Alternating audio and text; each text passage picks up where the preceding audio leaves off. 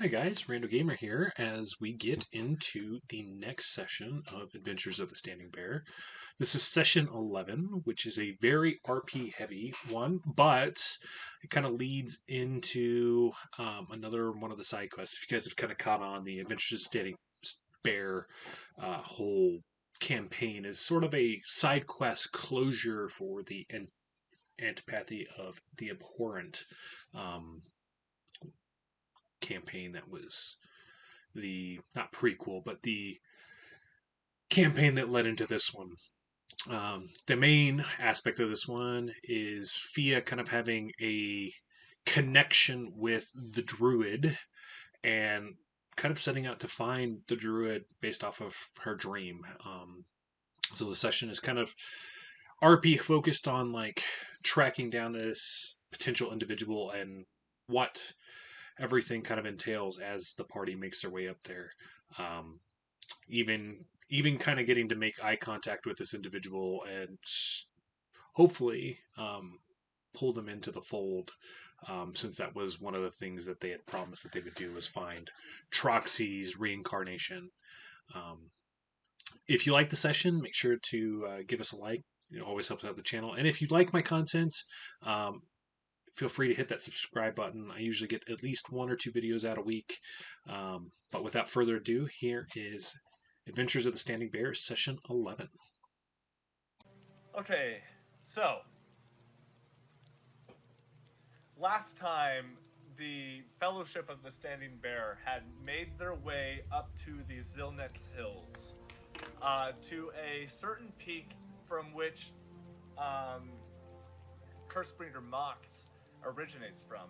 It's in fact the place where he lost everybody that he cared and loved for. You tracked down Xehtom? Yep. Yeah, okay. That sounds about right. And as you, excuse me, you tracked down Xehtom as he had some sort of ironic HQ based up in Mox's village. Upon discovering the village, the group and Throg had made a lot of they discovered a lot of cultists were in the camps, especially the tents, but they were more or less vegetables. They were sitting there with whited out eyes, from 3 or 4 of their skulls just crushing like melons in Throg's hand. Began to wonder if this was right, and meeting Xehtom in the tent was the sort of chieftain's tent at the end of the village was a very tense situation, and I'm gonna say this because last session you weren't here for me to call you out, Zaphreal, but Zaphreal threw the first punch, and it's because he could not deal with how Xehtom was treating his sort of like Princess Leia slaves that were chained up. No. That happened at the end of the session that I had played last. I know. Yeah, You're okay. the one who started the fight, is what I'm saying. Yeah, okay. Yeah, you threw the first punch, which is just as fun. I mean, I don't blame you. That's a hard thing to see, right? Anyways, the fight, although was pretty dangerous, was just as frustrating the last time I threw a devil at you, because of goddamn magic circle. Hey. But through a strenuous fight, Xehtom was slain, and this is where I get a little unsure. Oh, duh! Right after the fight with Xehtom, the party began to sort of comb through the village to find anything. Because a lot of everything was burned or used in a way that was unrecognizable. No one really found much except for Mhox. He ended up finding, what was it? A fucking cat. That's right, dude. And not just any cat. It's one of those fucking like the cats that's like size of a fucking cougar. Maine Coon. Maine Coon? Yeah. I'm Sorry, go ahead. Ozzy, I'm upset that I'm not Troxy and I can't make this one speak either. The name escapes me. But essentially, Mhox basically found his family Whiskers. cat. Whiskers. Mr. Whiskers, that's right. And so that's now a new companion, but before leaving the village, Mhox decided to have a sort of a proper send-off. Some years ago, when his village was slain, just down the crest of the side of the mountain that this village is found on, there is a small valley that collects a marginal size amount of water, creating a small... It's between a pond and a lake. It's not quite as big. It's maybe like 20% bigger than a pond. But in which the center has a bit of land that it pops out. And there had been 2 large trees that were roughly 8 to 7 feet tall. And these trees were to represent his wife and child that he had lost.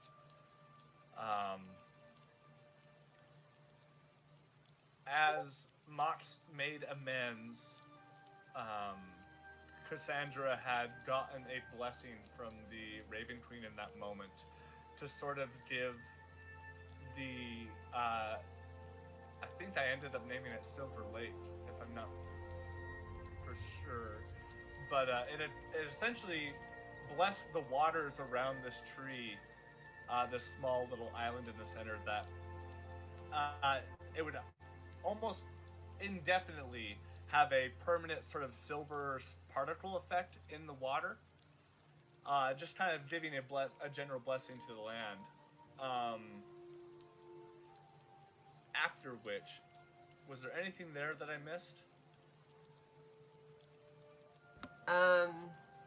Didn't we all have some roleplay with Engless? Yes, but that was on the ride home. Oh, okay. I thought you meant like recap overall. My bad. Oh no. Okay, so moving onward. Because I got a +2 for an yes, that's unpreferred amount of time for ability checks, and then we That's right. burned the village to the ground. Yes. Yeah, that was whenever I found the cat right before we burned the village down. Oh, okay. Yeah. I don't know why. That seems like the most significant part to remember. But yeah, that's okay. I feel like I got this. The party then sort of spread out once more to individually help set ablaze to what was left. And between the party's contribution and Fia's natural affinity of fire, it quickly became up into flames and smoke. While retreating, the party took the airship back to Windshire, and this is where things get fuzzy for me. Maybe I will look at your notes.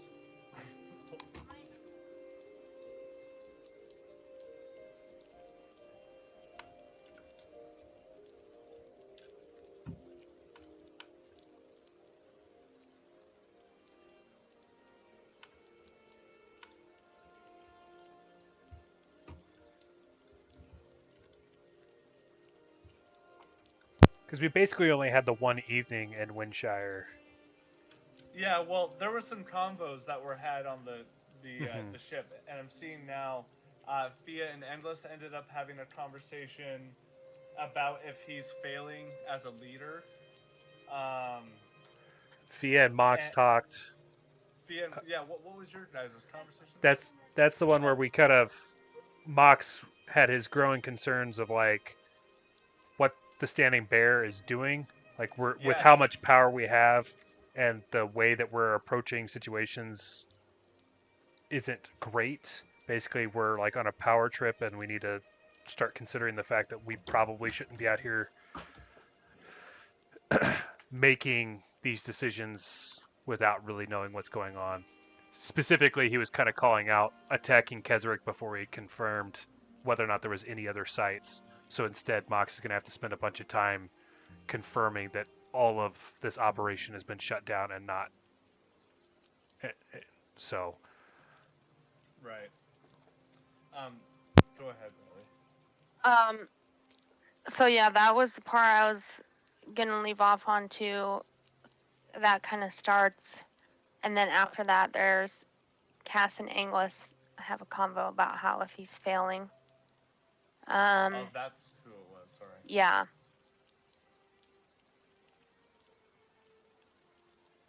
There was a quote that I wrote down from that conversation. Never stop questioning yourself, but do not blame yourself. Cass to Engless. Fia and Cass have convo. Cass asks Fia about her necklace, and she tells her about Troxy. Oh yeah, that's right. Yeah, Cass gives her vulnerability potion. Doesn't want anything to happen to her.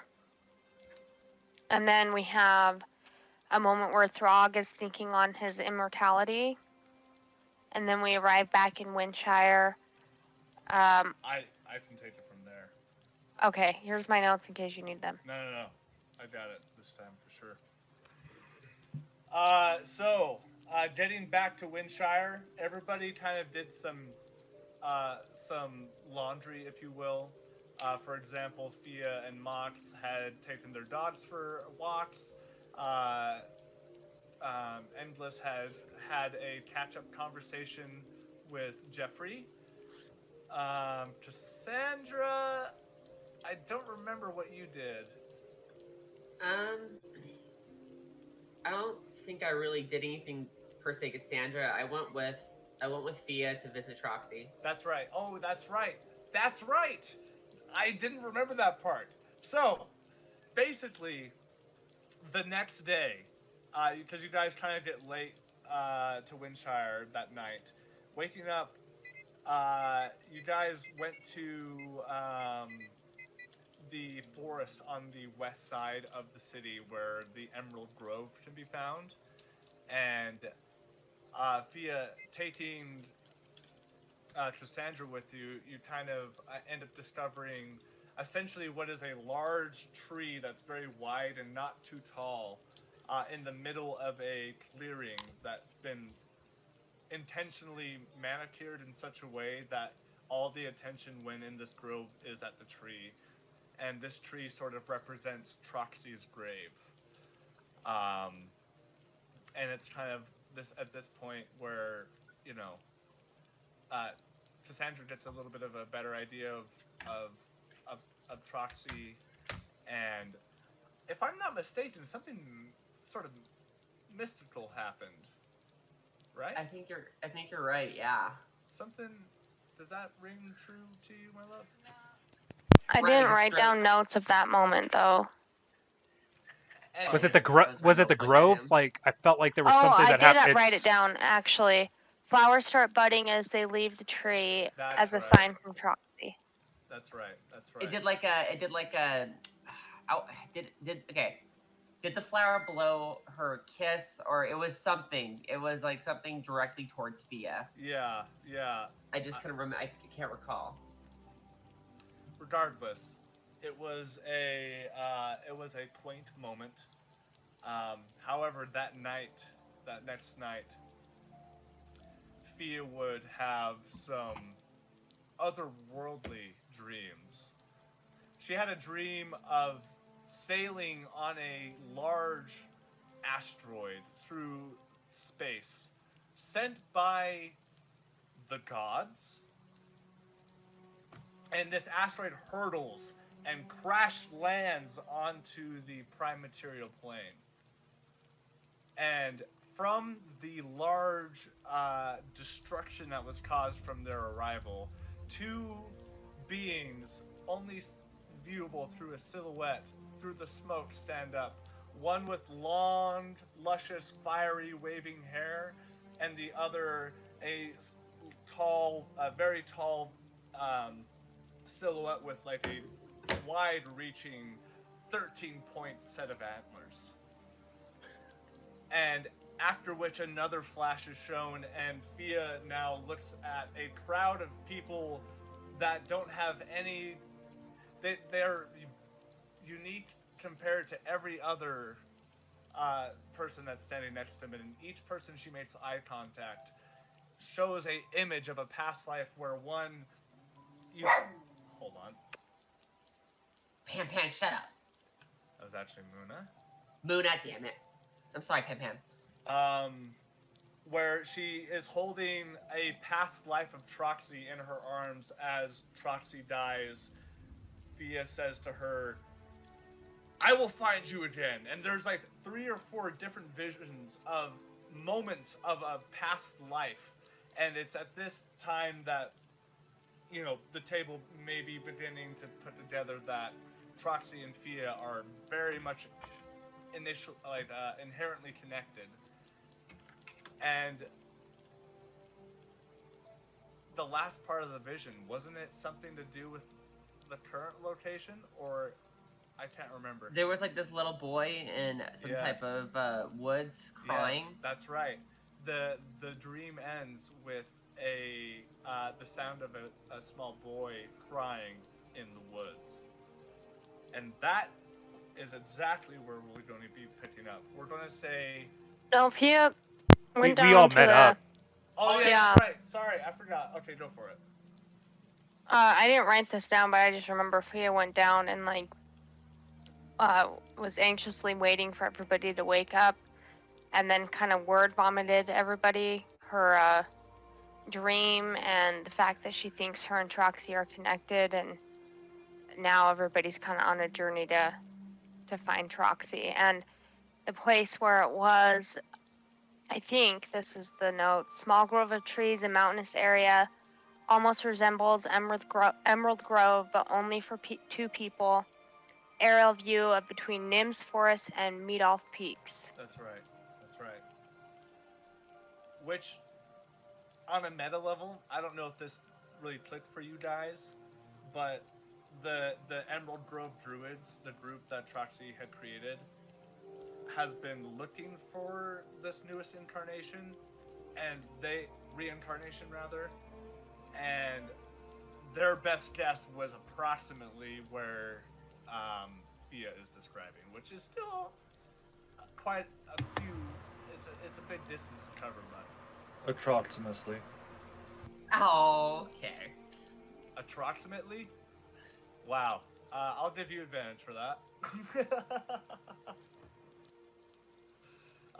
Okay, so we will say on this day, although the shell is thick and nearly waterproof, on days where it's very rainy, like days today, the water starts to seep through this wooden shell and affects the community that lives within it. We'll say, like, you know, it's nothing that, like, is, you know, ruining the quality of life of the citizens, but as people that are invested in the growth of your community, it's mornings like this that you realize there may need to be improvements that are made to the outer shell of the city before it naturally sort of starts to kind of decompose and not be as efficient as it was maybe 3 seasons ago.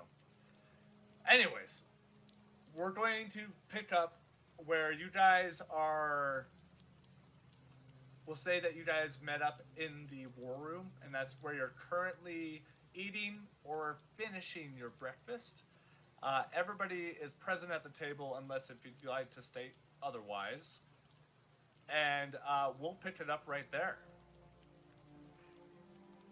Sandra's just sitting there, sipping on her wine glass.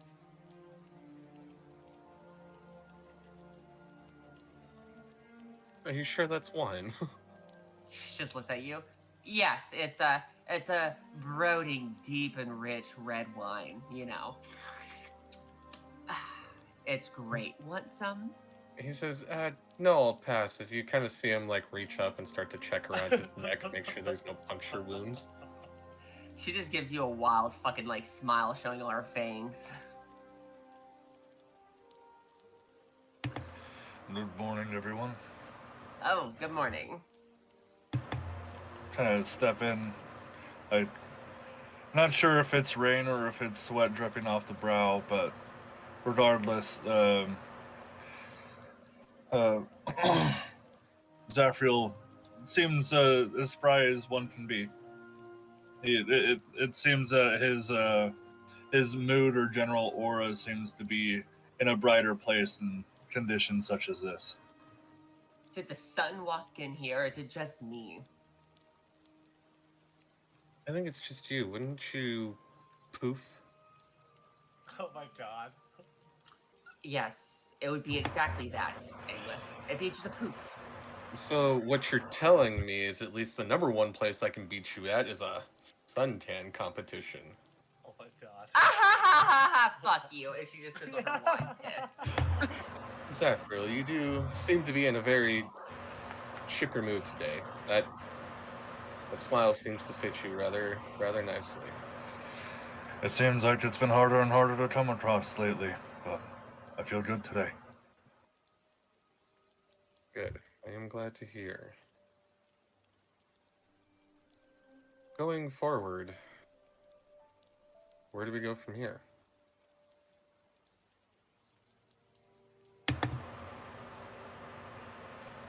Fia is like still looking anxious as she's eating, and she speaks up and says, I don't know if everybody else wants to look for Troxy, but if nobody else is putting anything in the hat, I say we head towards Nim's Forest. I'm there with you. If you need help, I'll be there to help. Whoever this Troxy person is. Nim's Forest is on the top of my agenda. I would love nothing more than to see that kid again. Well, I have nothing better going on, so yeah.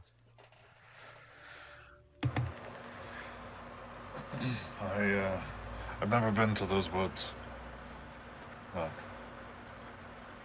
I think it should be fine. Does anyone know anything about Nim's Forest?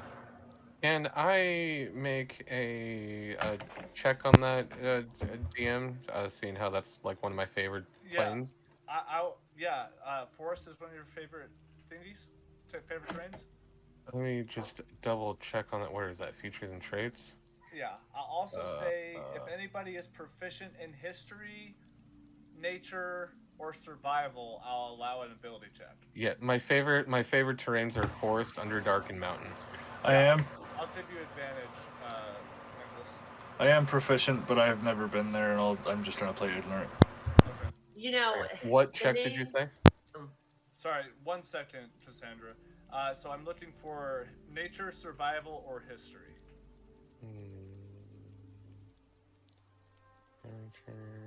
Let's see, 1 mind, history +3, +2, survival. We will do that. And We'll roll that I'm with giving you advantage. advantage, English, because of favorite terrain. Are you fucking kidding me? Okay, so that'd be a 14. Okay. Mox, did you roll something? No, the time frame that Mox spent was mostly across the way there, because the Bloodhunter Citadel is across the sea or ocean there. Yeah. So he hasn't spent as much time on this continent, Okay. aside from where his home mountains are and the Meadoff Peaks. Okay. Endless, were you the only one who rolled then? Is that what I'm picking up? I think so. Perfect. 14 survival? Yes.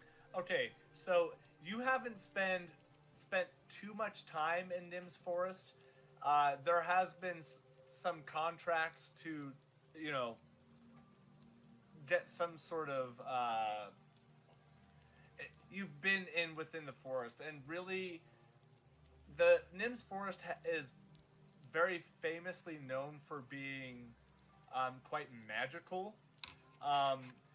You're often going to find like the different types of flora that grow there are the only places in the world that they grow, and it's because of the influence. Some speculate that it has an association with the Feywild in some sense. As far as forests go, the best way I can describe it is like it's a forest that that you all imagine that exists in fairy tale books. It's really quaint. There's not a lot of underbrush. You know what I'm saying? Okay. Okay. And English kind of like relays what information he can kind of recall pertaining back to Nim's Forest. You know, Nim's Forest, it kind of sounds like one of those dirty brothels you used to go to, English. Listen, I'm pretty sure it's a lot more classier than that. And shut up. Fucking syphilis. She just leans back. I assure you, go suck some blood. She just makes loud slurping noises from her drink. You know, I've had a question I've been pondering lately that I wanted to ask all of you. Ask away, Throg. The floor is yours. I've been thinking, I used to be a thunder giant, though cast out as I might have been. I never really knew the place I belonged in the world. And looking at what I am now, I wanted to ask, why'd you do it? What is the reason you created me? What drove you to do this? I didn't create anybody. don't- Said Richard. I don't mean this in a hateful way.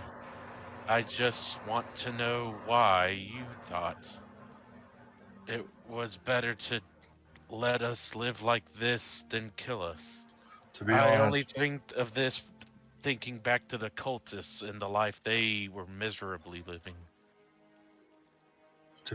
with you, friend, this was the events of that took place while I was still leading the group.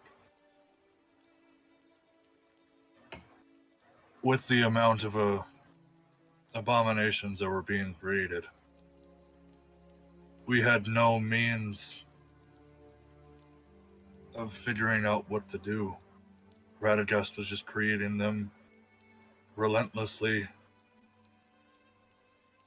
But when we realized that there was a chance for people to still regain their life, we made the call to do it. And I realized that is not a decision that we should have been able to make ourselves, but when everything came to part,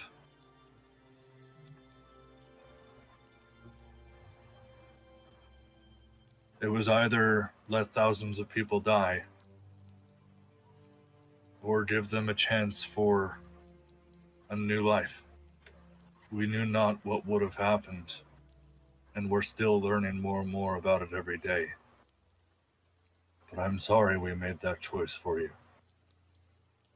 Essentially, Throg, I do not believe at any point did I, Zaphreal, anybody of the Standing Bear, want to play God.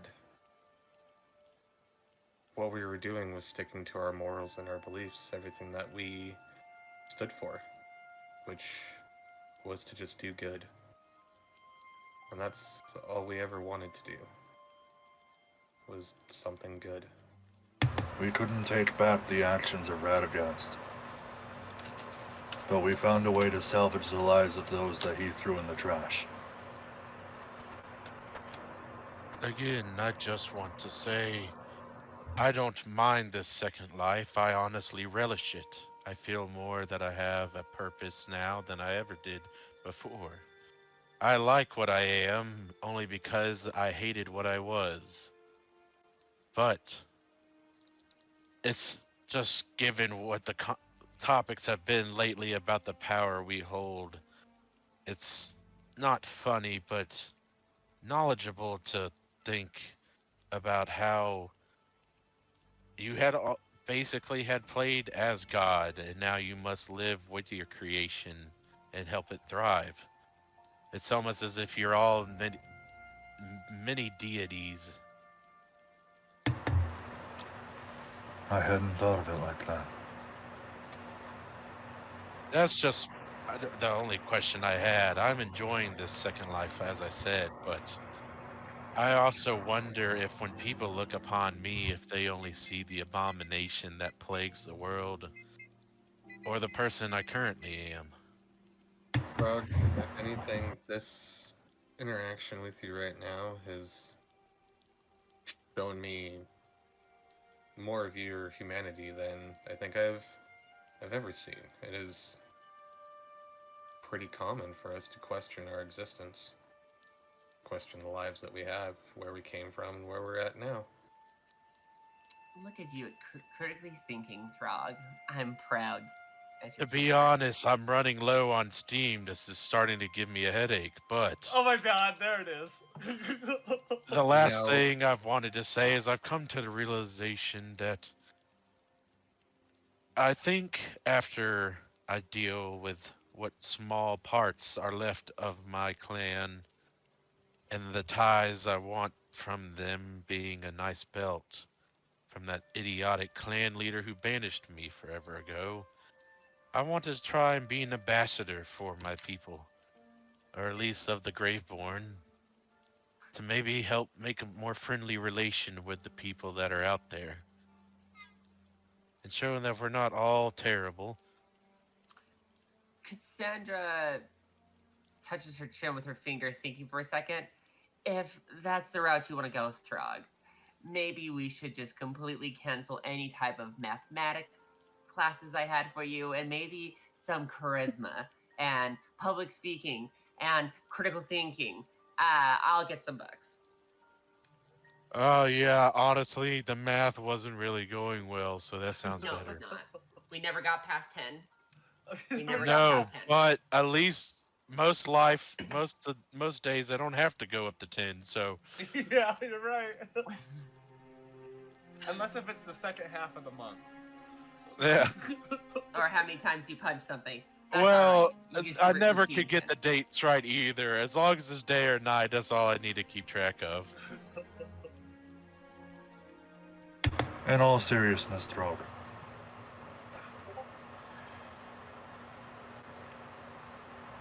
I see where you're coming from. And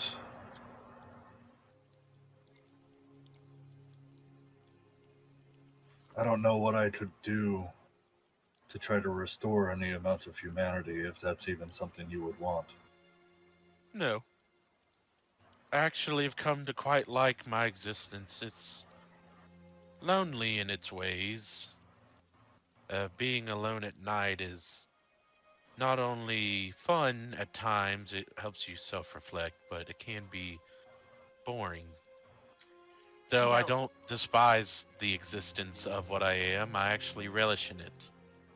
But there was another thing. Oh, go ahead. Sorry, Cassandra has something. You know, Throg, I know I'm a little introverted at nighttime because I'm so busy with my mechanics, but I mean, you can come and hang out with me.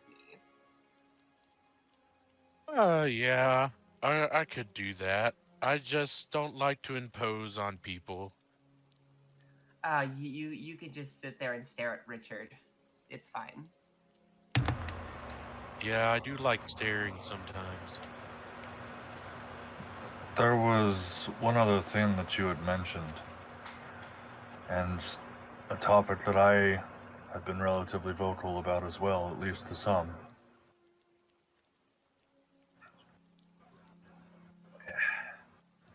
We are powerful. All of us are here. There's not even 1/100% of people on this continent that can even match to our power.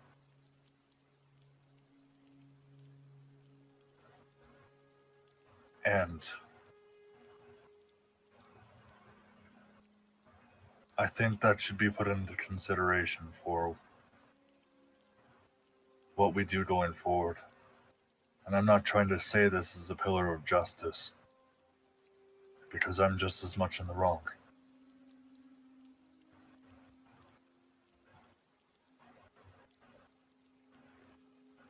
I feel even if we try to do good by this world or this plane of existence, that we're just going to continue to bring evils to balance it out. There's always a neutrality to existence, and it must be maintained. That is fair. I think, and this is just what I've learned, I know I am strong. I know we are all strong. But we are also weak.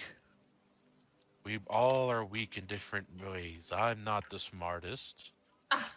And I can't even use magic. And we all help each other to be better people by carrying up and making up for those weaknesses. We're a good team. And I feel like we do good things as a team for people that cannot do that for themselves. I'm basically trying to say, because we are strong, we help the weak. I'm trying to make the point that evil's always going to be a thing. So we should always be a thing as well. Because even though we might overuse our powers, I feel like the consequence of never using them far outweighs using, or is, I'm losing the wording here, but the point is we should do our thing instead of not do our thing, because not doing our thing would be worse than doing our thing. I think he used all his potential earlier. Honestly, yeah, I gotta sit down for a moment. But I am kind of curious about that as she kind of sits back, folding her arms. Engless, are you going to turn the Standing Bear into an adventuring guild that will produce adventurers? I was kind of already doing that, right? Well, Cassandra doesn't know that. Oh. Oh, did you not remember the Loincloth clan that we interacted with? Yeah. I would say Cassandra does know about that because of the Goosemans. Oh yeah! Oh my God, it's the Goosemans. The barbarian, like a bunch of men in thongs, basically. Wait, were they like attractive or were they like? Oh my God! Dude, they're big, buff. The type of people that wear banana hammocks. Exactly. Oh yeah, she's like, she kind of like touches her chin, goes, I mean, the ones you've already got are pretty great standard. Maybe an idea. As our guild gets larger and larger, we define a class system for difficulty of quests. To where unnecessary force isn't used. That sounds like a great idea to me. And not just that, that way we don't send someone like the Goosemans into a fight with Radagast. While I appreciate their tenacity, they would all be slaughtered. Oh yeah. Yes, but let's not forget, in a game of Dragon's Chess, the pawns go first. Do you even win at Dragon Chess, English? Cassandra, I have kicked your ass multiple times before, and I will kick your ass again. Bring Set it! up the table. Let's go. You know, I've never actually won at that game. That's not surprising, Throg. So, As look, God says. You got a point in her voice. Oh my God. Dragon's chess can be won many ways, and it depends on how much you appreciate your pawns on your strategy. Wow. Wow. Wise words. See, like I said, y'all got the intelligence. Frog, counting to 4 is a great accomplishment. Hey, I can count to 8. Thank you. See, you're already ahead of the game. Exactly. That But like you're I said, behind. you don't count to 10 many days. So has Fia relayed her dream? Yes. Yes. So when we And picked general up, location. Yeah. So when we picked up after that part of the conversation at breakfast. She had basically said that if we took the airship and went over Nim's forest, she could probably lead us from there because she got an aerial view from her dream.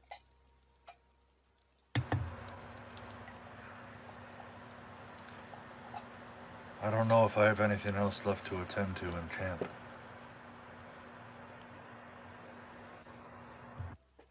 I'm ready to go whenever. But first, I need to whoop Angus's ass. And she sits down at the table. As he like scoops up the last bit of his oatmeal into his mouth with a mouthful, you're on. You know, you could do that on the airship. I think it's a few days' journey. Any place, anywhere. Any place, anywhere. Even in the air. Haha. Ah, look at Here you over run. there. She gives him a gold star, like kindergarten. Yeah, honestly. Yeah. I'm just kidding. Cassandra's gonna take a golden star out of her pocket, like you would with a kindergartner, and hand it to him. Gold star, buddy. Gold star. Hey, it's my third one this month. So, as the laugh of Cassandra leaves her mouth, the camera begins to pull out of the still in process of construction of the castle here, closer and closer to the top of the ceiling of the outer shell as it whoops through the shell, and we begin to see the small outlined bodies of the Fellowship of the Standing Bear going towards the which it's not necessarily a sky tower yet, but it's a series of, like, you know, what's the word, scaffolding and things of that whatnot, of that nature. We're going to pick up where I'd like to pick up is taking off and starting the journey. Outside of just regular supplies and whatnot, does anybody want to bring or want to do anything specific before we go and travel? No. Okay. I'd probably go ask Hendrickson if you'd want to join this journey. I'll just say that Hendrickson is incredibly busy, because whether it's from your reputation that you're starting to build as a small city, as far as your crops go, but whatever it was, more recruits have migrated from Leavenwood because of the raising prices of land to sort of like essentially take advantage of Windshire's low cost of living, which is funny because everyone's dead. Stupid. So what I'm getting at is Hendrickson has a huge amount of recruits, so he will be busy training. Cassandra's gonna leave Richard to help take command of building the Raven Queen's Night Hall. Sure. Okay. With your construction golems. Yes, he's in charge to make sure I should peek. How? Anybody else want to add a cherry on top there? BM, I do have a question. Yep, go for it. Is our airship big enough to accommodate Xehtom, or like, can she hang off the side of it? Yeah, it's big enough for her. She technically can fit below deck where all the bunks and storage is, but realistically, it would be more comfortable up top, and it would be just fine for her. Okay. Okay. Well, with that, go ahead. I was gonna say, I don't know how long it takes to prepare the airship. Like, let's say maybe 30 minutes or so or whatever. Fia's just gonna take Mindy on a walk and kind of go to the places that she thinks Troxy's energy would be the strongest. So she goes to like her room and the Emerald Grove and just kind of tries to take in her energy, trying to hope that will help her track her once we get to like near her, I guess. Ooh. Go ahead and make a. Gosh, I don't even know. What to call it. Arcana. I was going to say Nature, Arcana, maybe? but like, You're wishing there No, was a this is- mysticism. yeah, exactly. So I'm just going to call it. We're just going to have you make a d20 roll, and you're going to add your spell modifier, which is your charisma plus your proficiency.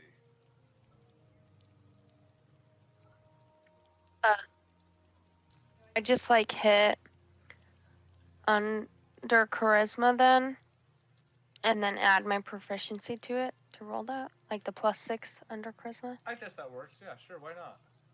Yeah. Yeah, it's pretty much the same thing if you think about it. See? Brains of the operation. It's not working like I thought it would. I thought that would roll, but it didn't. So, hold on.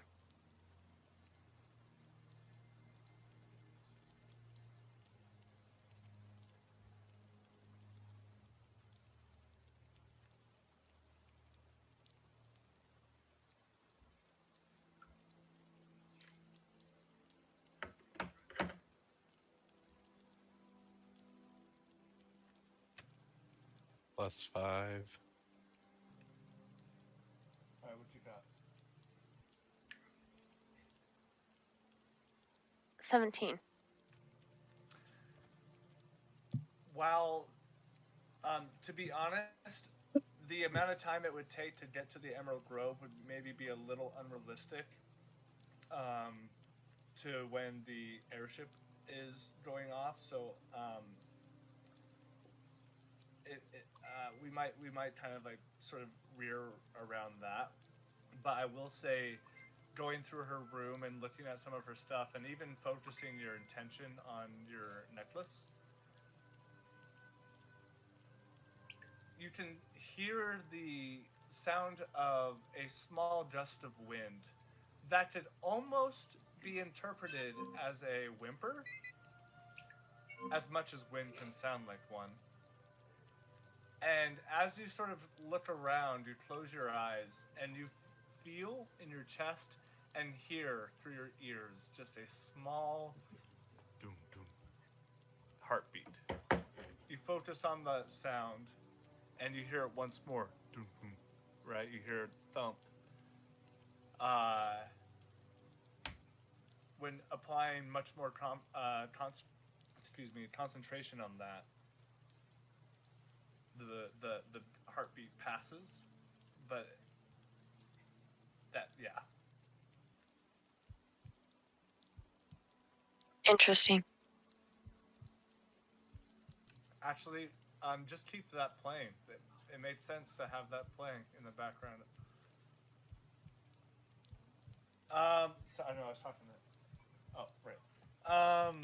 Okay, so getting onto the airship. Airships, at least in the Empire, are sort of built with treated wood because they anticipate the rains that come with living off of the coast. However, since the rain is just that much of a burden, it will kind of impede your travel.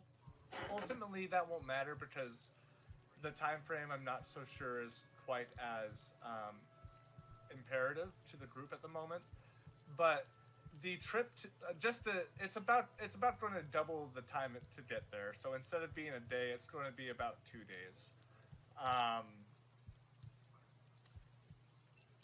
But as the day goes on, Endless and everybody is pretty much forced to go below deck because of the rain. And it's at this point I'm going to need to. We're just going to roll. I think this should honestly be based off of.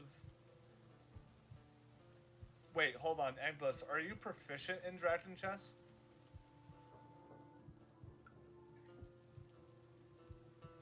Like, is that like one of your things that you have, like in your kit? Because I know that's some. I'm pretty sure that's like a thing. No, not with Engless. Yes, some backgrounds let you do that. Okay, so anyways, what we're gonna do is you both are gonna roll an intelligence check, and that is going to determine your ability to win that game. And we're gonna do a best 2 out of 3. Cool. I do have that in my background now. Engless and who? Endless and oh, sorry, I didn't say that. Endless and Cassandra, they were the ones wanting to play the game. Oh, the Oh, chess I game. got a rock. I do. So she'll pull out her dragon chess set that's like made out of like actual marble, as she kind of sets it in front of him, just kind of smiling, and she'll set down an experimental elixir that has like an orange hue to it. I'll bet this. And she shakes it in front of his face. Like, oh, that's a very What? fair bet. Thanks for putting that up. What are you gonna bet there, Engless? You seem so confident. Oh. Oh. Well, I don't want your syphilis-covered underwear. God, I don't have syphilis. Go suck some blood. So this is what we're Gladly. gonna do. Cassandra, you get a +2 bonus because you grew up playing this game because you're a rich kid, motherfucker. What's up? However, because, and this is the first time I'm pulling this out of my ass, and going forward, I might pull this out of my ass again, so just keep that in mind. Okay. I'm going to give Endless also a +2, but that's just because he's the team leader. Oh my god. What am I rolling? Intelligence check. Oh, poor Engless. That's not me. Yes. As far as betting goes, Cassandra, you see English rummage through one of his satchels, and he pulls out what appears to be a scarf knitted from spider webbing. I'll burn it. Okay, what are the first 2 rolls? Oh God. Are you fucking kidding me? Oof. Damn. Let me see. So it would be a 5 for English. Wow. What about you, Cassandra? That would be a 20. That'd be a 22. Okay, so wait, 22. 16 plus 6. Oh, okay. I thought you were just okay. My bad.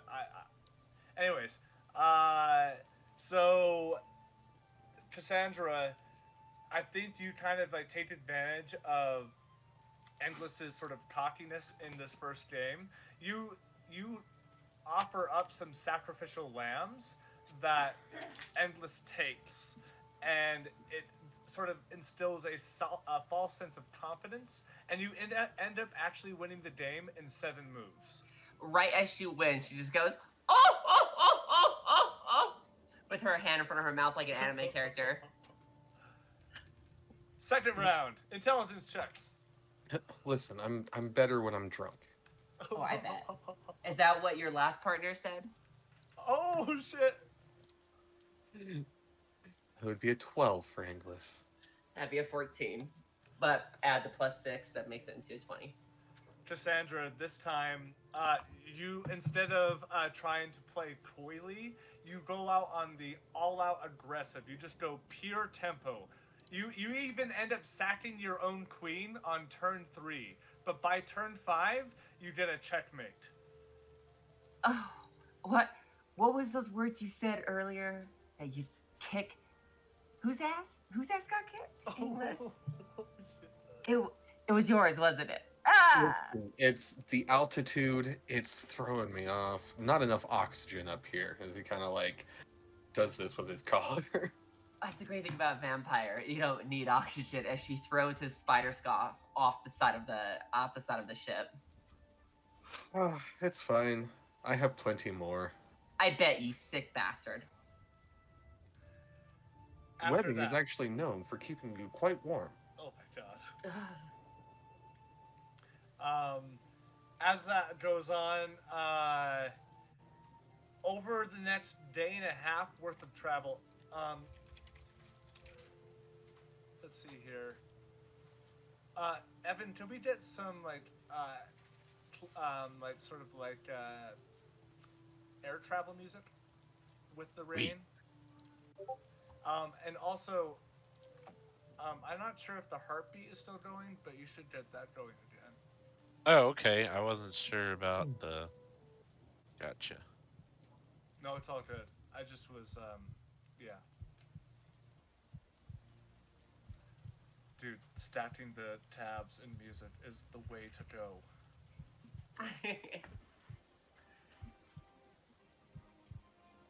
Might need a little bit louder on the rain. A little bit louder in the rain.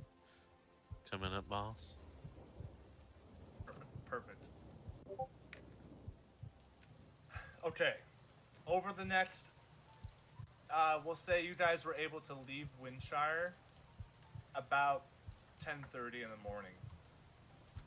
After about 2 hours of travel,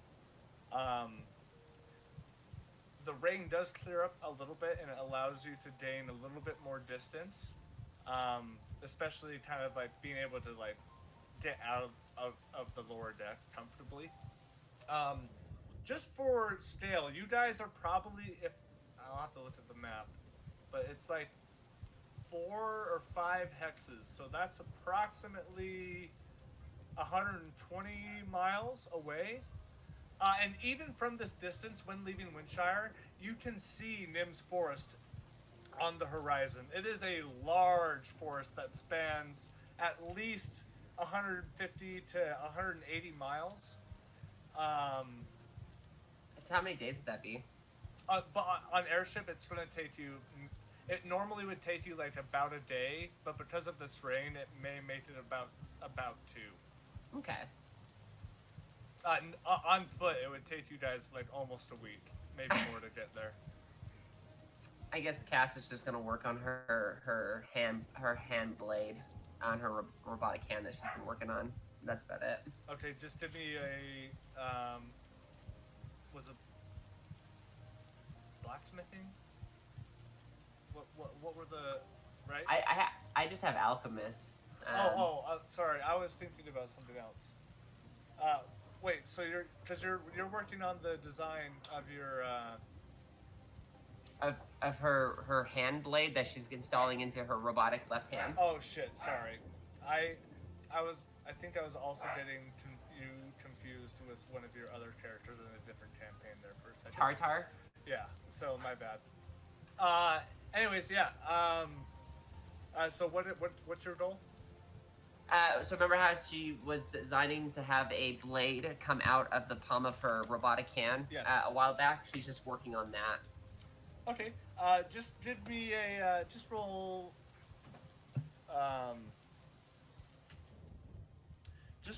Let's roll. You know what? I'll let you pick if you can justify it. Let's go with. Should I say sleight of hand? I'm kidding. I don't know. Should it just be like an intelligence, like a D20 with like my intelligence modifier? Sure. Okay. That's for me. I would have allowed sleight of hand. That's a little stupid, but I would have allowed it. We can. You wild. 14. Okay. Yeah. As far as plans go, everything is smooth. Like, there's maybe a couple more design flaws to sort of like kinks out, but it's looking pretty solid so far. She'll just work on it for the 2 days then. If no one else jumps in the next 3 beats, I'm gonna end this night and go to the next day. The only thing that Engless would be working on is maybe like up with Xehtom, having her build like a canopy with her webs to protect us from the rain, and then teaching her how to do like the hammocks. Beautiful. Yeah.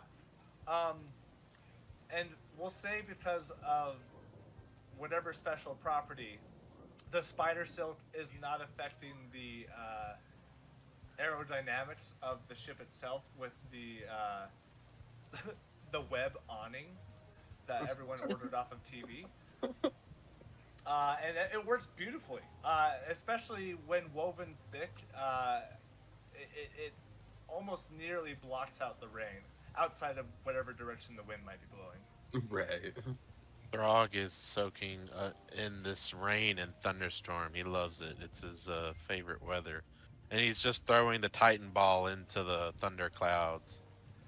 I will say after a handful of times of throwing your cannonball out into the open air, the 30th time, you can watch as the cannonball, it flies like easily 200 feet before it like kind of insides of enters a cloud, and inside you can watch as a bolt of lightning strikes down on the lightning ball, the cannonball, and it sort of illuminates the entire cloud, and you can just barely see your cannonball being the apex center of the strike before it flies back to you.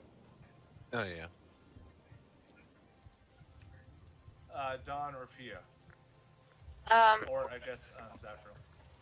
As Xehtom is like working on the hammocks and stuff, Fia's been like reading where she can or whatever, but she like is like eyeballing Engless and Xehtom, hoping that hammocks will be made. And as soon as she sees that starts happening, she like comes over and is like, well, if you don't mind, I'll take the first one and test it out. Absolutely. Please let me know if there needs to be any improvements. If it's too comfy, too swingy, if you want Xehtom to wrap you up like a cocoon. Perfect. And I just crawl into the hammock, and I think it feels great. I don't know, maybe some people would like it more bouncy or something different, but this is like Goldilocks zone for me. English just kind of like pats Xehtom on the head and kind of like pinches his cheek like she likes it. Wow. Mhox wouldn't be doing anything too crazy. Basically just kind of working on kind of like design plans for the Blood Hunter guild, and then also kind of working theory on the sort of war table connection. He's kind of started spitballing, well, what if it's imbued with Blood Hunter magic, so that it would be like blood in the table, and then that you're augmenting the blood to make it pop up the design, so like it would show like topography with like the blood, and then you could like put pinpoints and stuff like that, and then it would form on the table. Have you seen that thing where it's like this like table with sand, and you can move the sand and pile it up, and it will show like the elevation change and like where the water would be and stuff? Yeah, except like combined like Toph's sand bending, so that it like forms a perfect representation of it. Okay, cool. Okay, cool. You're like a blood Tony Stark. I love it. But the reason why he jumped on this is because like when we were talking about making them connect, it seemed like that might be an uphill battle. But if like it's one Blood Hunter's blood magic in it, all of it would be interconnected, is kind of where he's going down this train. I really like the sound of that.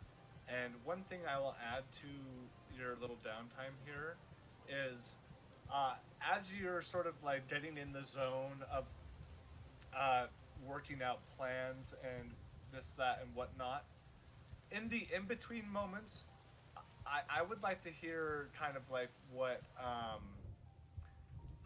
Mhox's point of view is as far as like addressing concerns of the power level of the group, and then having the group more or less agree or align, at the very least align with the ideology. I think Mhox has kind of gotten to a better place, especially after Zaphreal's comment on like maybe creating a tier system. Because Mhox's whole concern is when we start looking at like our most recent encounter with Kezeric, realistically, we only needed maybe 2 or 3 of us to go to handle that situation, and it probably would have went a lot better as far as like how much collateral damage we caused. And it's just assessing on that sort of level on do we really need a party of 7 people to go take out a threat that's not world-ending? If it's, more confined, that should probably be a lower tier and not sending all of our S tier heroes in the guild to handle it, sort of thing.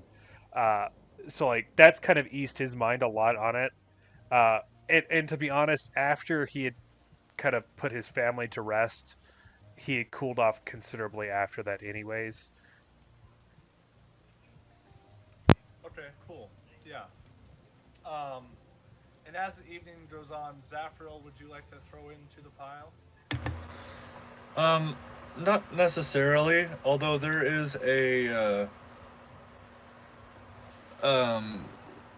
maybe like a mental technique that he's going to try to practice to see if there's anything there. So Noladrin is not a familiar. However, they do share some rudimentary form of empathic link. Maybe not as much as say a familiar, but there is Yeah, there is a link. I would agree. Zaphreal is going to go into a like a pseudo meditation and try to see if he can like feel the feelings that Noladrin feels as he flies through the thunderstorm. Ooh. Interesting. Okay, I will allow an animal handling check, a religion check, and a general charisma check. I will probably go with religion under the idea that our bond was formed because of our ties to Cord and all of that. Sure. That's fair. 16. As you sit there and meditate and kind of clear your mind, but also focus your intention on your bond that you have with Noladrin, and no visual is confirmed. However, as you sit there below deck, kind of like giving yourself like this sort of like moment of like peace and cleared mindness, you can feel on your face the pelting rain that Noladrin must be experiencing. And that's essentially all he's going to do. And how long is the flight to Nim's Forest? We're gonna say approximately a day and a half, maybe up to 2, depending on how long this rain lasts. Okay, I'll probably have something I want to do tomorrow then. But that's it for tonight.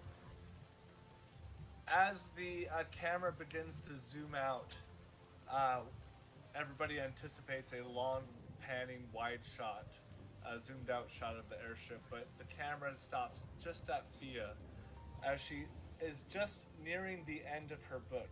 And Fia, I'm going to put you on the spot. What book are you reading right now? Oh boy, I was worried you were going to do that to me. I just want a title and something that it's about. I don't know how to spread your personal fire. Oh, it's so silly, guys. I don't know. I'm gonna say the title is Two Peas in a Pod. Okay, what's it about? A lesbian couple, I guess, and she likes it because it reminds her of her and Troxy. Aww. As you are reading your book, you didn't notice it at first, and in fact, make a perception check for me real quick.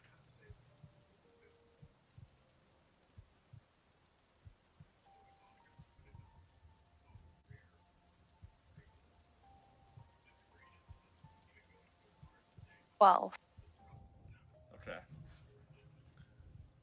As you near the end of the book,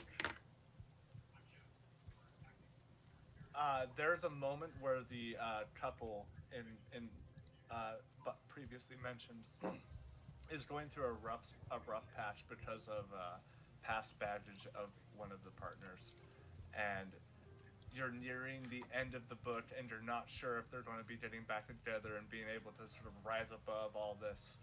And right as you're nearing the last 15 to 12 pages, you notice that you're feeling a sensation that you picked up on before, but because of the way you were able to sort of connect with the book, you didn't have the presence of mind to notice. But this rain hits your arm, and you watch it as it just momentarily dampens your skin, which really throws you for a loop, because you've never felt what rain feels like.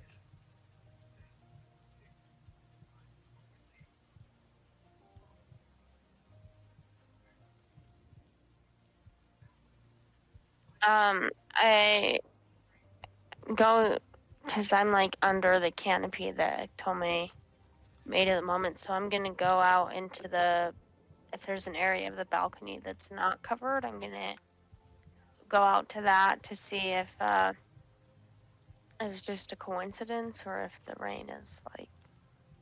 You sort of step out in disbelief as you kind of look up to the skies, and you instantly feel a raindrop drop into your eye and sort of glide down your face, and your hair starts to become damp, and over the next minute begins to get quite wet. And though your flame inside is still burning and the temperature of your skin remains, something about this rain, you tell us, what does it feel like to feel rain for the first time? I'm in awe. Before you said I was already feeling my fire inside me. My first instinct was to get out of the rain and make sure my fire was still working. And I don't know, there's a part of me that's like super uncomfortable, but there's a part of me that's like thrilled, like giddy, like a little girl, and wants to dance in it. So I enjoy it for a second, but like I said, it does make me feel uncomfortable that it's not evaporating overall. So I go back under the canopy, and then I kind of announce to everyone, I'm like, do you guys notice that? I don't know if you guys have ever noticed before, but I am wet from the rain. Like, at this moment, despite the flames that she protrudes from her body, you see her hair kind of slicked back, and water running down her face, and water dripping from her hair. That's fantastic.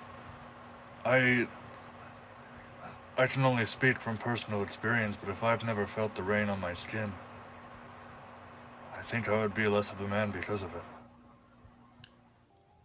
I have to agree. It is quite the sensation, and I'm happy for you, Fia. But now has me having questions. Have you ever needed to take a bath? Well, all of the germs would burn off, I would suppose. That's what I thought too. Yeah. Yeah, that's what I thought. Does it just burn off? Huh. I would die if I could not take baths. I'm so sorry, Fia. Or is it like a sauna? Like you get into water and just, or like everywhere there's steam or boiling? It's kind of a mix of both, I guess. Like baths work a little better. Showers kind of turn into saunas. Like I definitely waste more water than most people. I can still get clean, but I gotta be quick, Being underwater doesn't necessarily help me, I guess. Well, sure. I mean, I'm glad you're not like English was, but... Oh, God. Welcome back, Clarissa. That was the best timing ever. You can't hear us, though. It's fine. Okay. But the point is that there's something about this rain that I'm actually able to feel it. I don't know. Cass is gonna put her hand out to catch the rain, and she's gonna cast Detect Magic on the rain itself. The only thing that your Detect Magic picks up is the crazy equipment your party is wearing or has on on their persons. Outside, there are some. Actually, I'll take that back. There are some magical components to the airship. It helps create the lift in combination with like steam powered stuff. But outside of that, this rain is rain. You know, just to put my own input with my time with the Thunder Giants, I'll get a nose right now. and maybe Zaphreal can also speak on this, being a thunderous good friend and religious sake. But my people said that the gods speak to us through the rain and the weather, and I think this is a sign of something. Maybe Troxy speaks to you. As what Throd said, I don't want to push my beliefs onto you.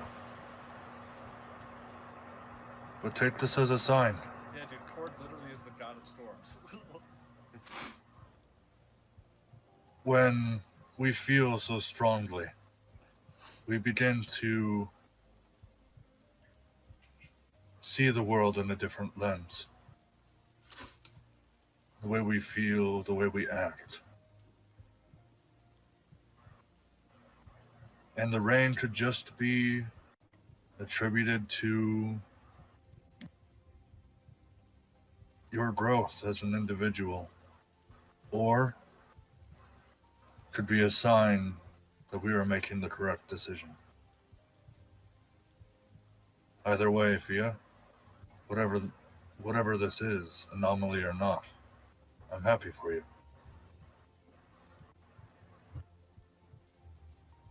Yeah, thanks guys. This is interesting. I do kind of feel like it's a sign of Troxy, but I didn't think of it from that it could potentially just be a sign of growth too. Maybe it's both. I guess we'll see as we approach. Maybe the feeling of the rain will get stronger or something. I don't know. Well, we are here to support you, darling. We're glad that you can finally enjoy the wonderfulness of rain. You know, I can enjoy it for a minute, but then it feels weird that it's not sizzling on my skin, I guess. So I like that there's a canopy here. I can choose to be in it and choose to be out of it. Sandra's eyes widen as she puts like a fist in her hand, like a light bulb just went on her head. And she's just looking at you, Fia.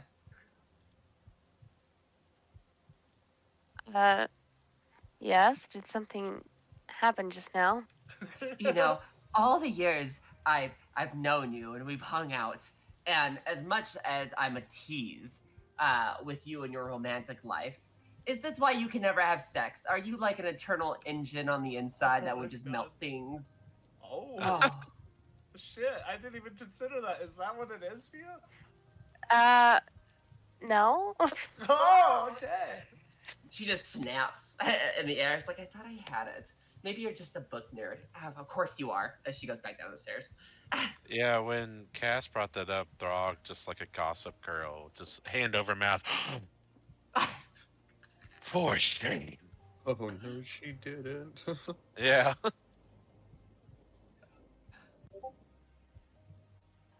Fia's just gonna look shocked at her as she walks away and just I guess proceed back to her book, and like she's gonna like lay on the hammock in a way where like one of her legs can hang out and be hit by the rain. And then you'll see her like, you know, it's almost like her foot falls asleep and she feels weird about it and like flicks it about for a minute and like brings it back in. It's like a thing if you're watching her. And just to put the cherry on top, Fia, like,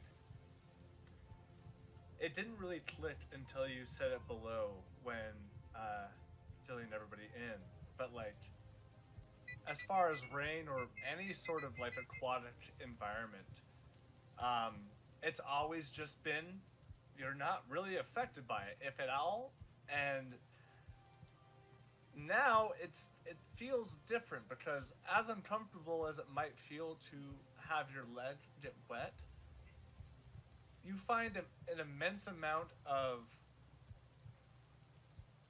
power and freedom with now the ability to choose. And that's when the camera will pan out from the ship half a mile away, and we cut to daytime. Except it is very much cloudy. You guys can technically fly higher. There will be some disadvantages, though. Flying so high above a storm, just if you think about it, the air is so thin, and it's not like you're in like some pressurized cabin that has oxygen flowing through it. So you kind of have no choice but to sort of sail through the clouds, which is funny because I'm now realizing that's like the same thing you'd be dealing with on water. It's just now you're thousands of feet in the air. Anyways, we're going to take a quick 8-minute break. I need to pee. We're going to take another shot, and we'll come back at 9:18. Does anyone want to role play? Oh, sorry. Oh, sorry. It's What? a break time. What? I was just gonna ask. I didn't mean to cut you off. I was gonna ask if anyone wanted to role play in the meantime. That's fine, but guys, it makes me feel like I'm missing out when you do that. Role play harder now, guys. God damn it! Yeah, make character growth while I'm gone, please. If anyone wants to, Cassandra's gonna pop her head out from below. Oh, thank goodness that dreaded sun is not in the way.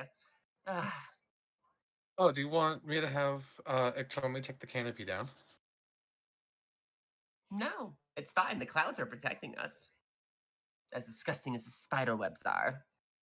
Listen, for somebody who is cold-blooded, I'm a little surprised that something as simple as, naturalistic as spider webs can crawl underneath your skin, Cassandra. Listen, darling, as I'm someone who doesn't mind one form of body fluid, 2 forms of body fluids now, since I'm a vampire, I don't like all of it. And that comes out of its ass. And I know that you like being covered in shit, but I do not, Tempest. It is not shit. It doesn't come out of their ass. It comes out of their thorax, Cassandra, and specifically out of a gland that helps produce the webbing. Specifically, I'd beat your ass, Engless, but I don't care how detailed you are about it. It comes out of their rear. It's not a body fluid I want. It's gross. It's sticky. It gets all... she just, chuckles to herself. But, Cassandra, a lot of your wording comes out of your rear. I mean, have you looked at it, though? It's a pretty nice ass. Listen, you're practically my sister. Get your booty out of here. Sure, student tour. I'm kidding. But... Cassandra's just up there fucking rocking it. Twerking so hard the airship's rocking back and forth. He's stupid. Oh Jesus! She's gonna walk past you and kind of hang out on the what's it called? The rail. As she just kind of looks down.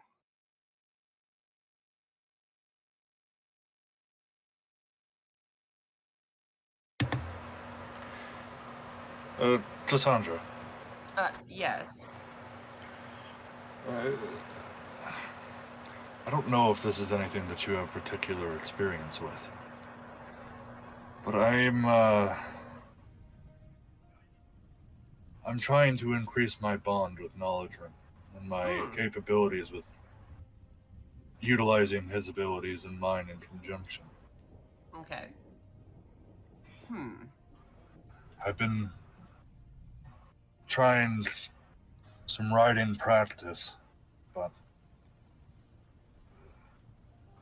I don't know.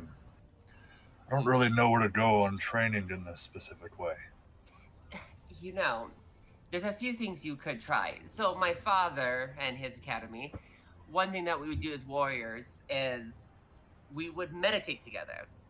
We'd have our knees against each other after sparring, and we would take time to quiet the mind. Have you ever done that with Noldrin? just sat? Well, it's been more one-sided. Actually, last night, Naldrin and I share an empathic link from our connection forged within the Trial of Stars. But I was able to feel the rain on his fur. I feel some of the strong emotions that he feels. Why that- don't... Okay, sorry. But that's the extent of what we've been able to accomplish. Why don't you have a flying session with him? Get your exertion out. Maybe train with some combinations. And then, stab Engless. And then after that, why don't you both sit down together? Have his paw on your leg. Feel his heartbeat while he feels yours. Become one. Feel the world around you, not through the connection through your god, but the connection through the world around you. Physically. Interesting. Spiritually, emotionally. While you're flying, I could throw the Titan ball at you, and y'all could just dodge it and stuff. Ah, see? Perfect training. I don't think we're trying to kill them, Throg. Well, I wouldn't throw it full strength now. I've proved I can catch yours at full strength, Throg. But can Well, you that on was on the y'all? ground, but on the air, I don't know. Can I mean, your you can mount try. handle the power?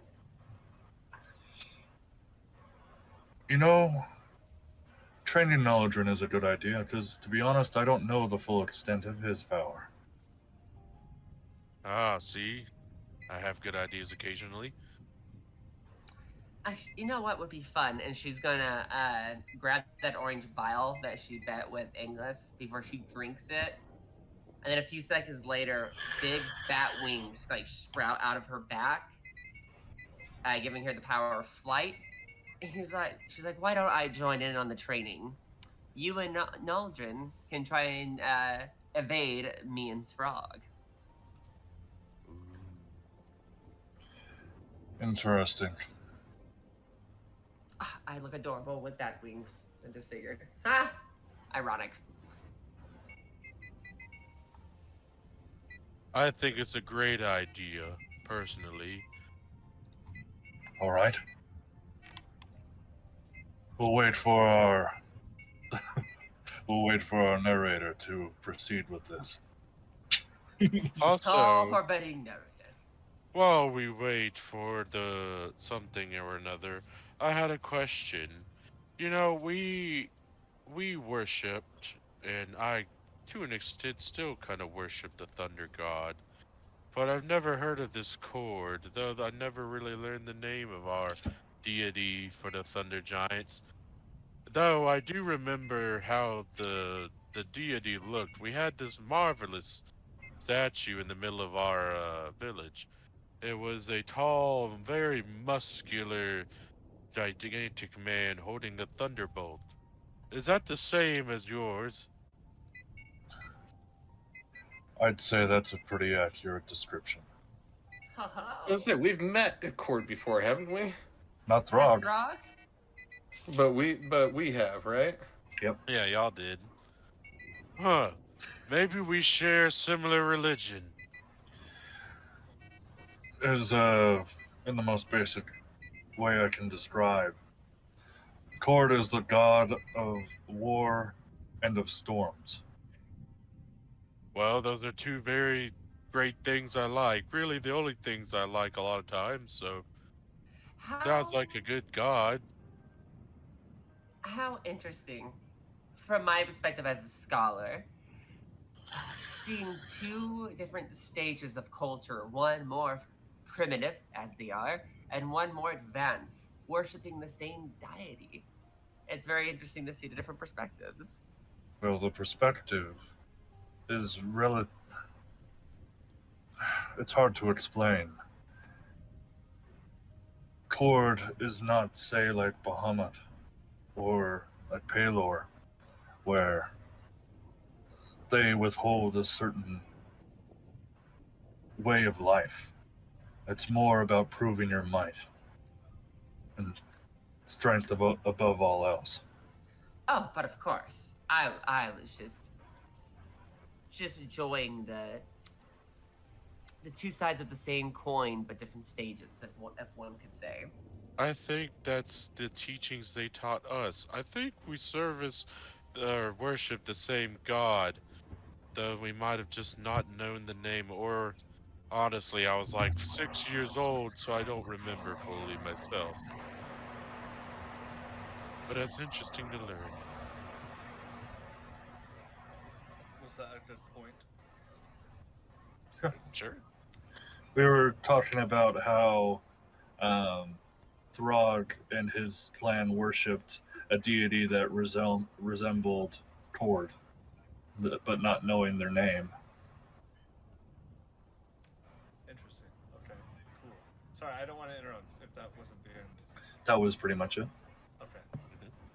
So, as the next day comes, I will say at this point, you guys have slept through some pretty big stressors, and it would take quite a lot for a bad rainstorm and some thunder and lightning to make you guys lose any bit of sleep. If anything, Zaphreal and Endless are extremely cozy with the sounds of the elemental wrath outside of the ship. However, Fia, when you wake up, it's about... I said we are in the middle of spring right now, if I remember. So it's about, we'll say, like 5:30 in the morning, when you, well, technically your eyes are already open, but you become conscious, and you are just being blasted with rain. Like you're just kind of standing at the bow, the bow of the ship, essentially at the furthest point until thousands of feet fall drop, and at first you're not entirely certain like why you are where you are at.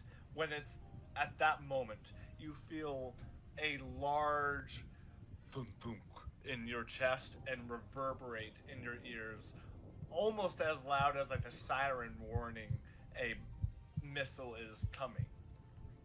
And the further and further you continue to travel, the heartbeat sensation gets more and more familiar and easier to detect. However, by the time the rest of the crew and the standing bear gets to their wits, the storm has only worsened. The further north you've traveled towards Nim's Forest, the more intense the wind and rain and the appearance of lightning is becoming. At which point, making it back downstairs, you are surprised by one of the crew.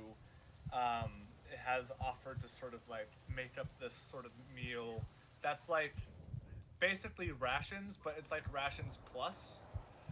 And it's sort of a heartier meal with a sort of French onion soup to accompany it to sort of keep everybody warm. Yeah, and everybody else sees as you guys are kind of like coming to, and sort of for those who don't sleep, you guys are just there. But everybody is eating their breakfast, and Fia comes from above deck, and she's just soaked. You assumed she was still sleeping, but no one, I guess, noticed her hammock being a little less empty. Ah, enjoying the weather, are we? It's great, isn't it? You could say I think I slept walk to the front of the ship. I have this heartbeat sensation that's getting stronger as we get closer to what I assume to be Troxy or Nim's Forest. But yeah, something was calling to me last night, and I was sleptwalk all the way to the end of the ship in my sleep. I'm glad I didn't walk off the edge. Yeah, just for context, you can hear the heartbeat as you speak. It's almost distracting if you focus on it too much.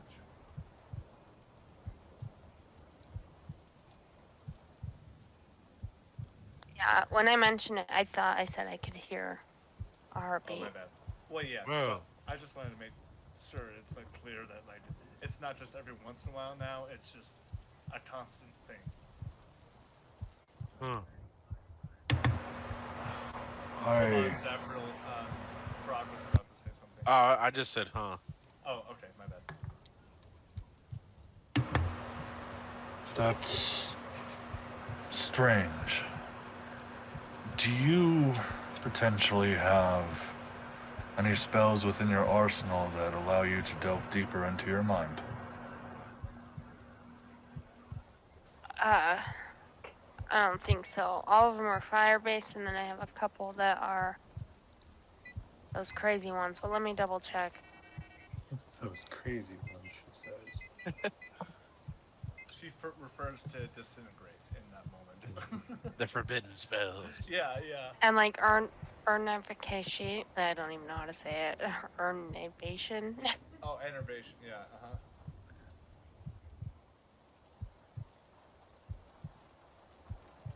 Let us know if it gets any worse. But if this heartbeat is becoming more and more pronounced, maybe our theory yesterday was correct. Maybe the next incarnation of Troxy is close. I wonder if it will get louder the closer we get. Or could it be theoretically based on the situation of said Troxy variant? Will the heartbeat change depending on what's happening to this variant?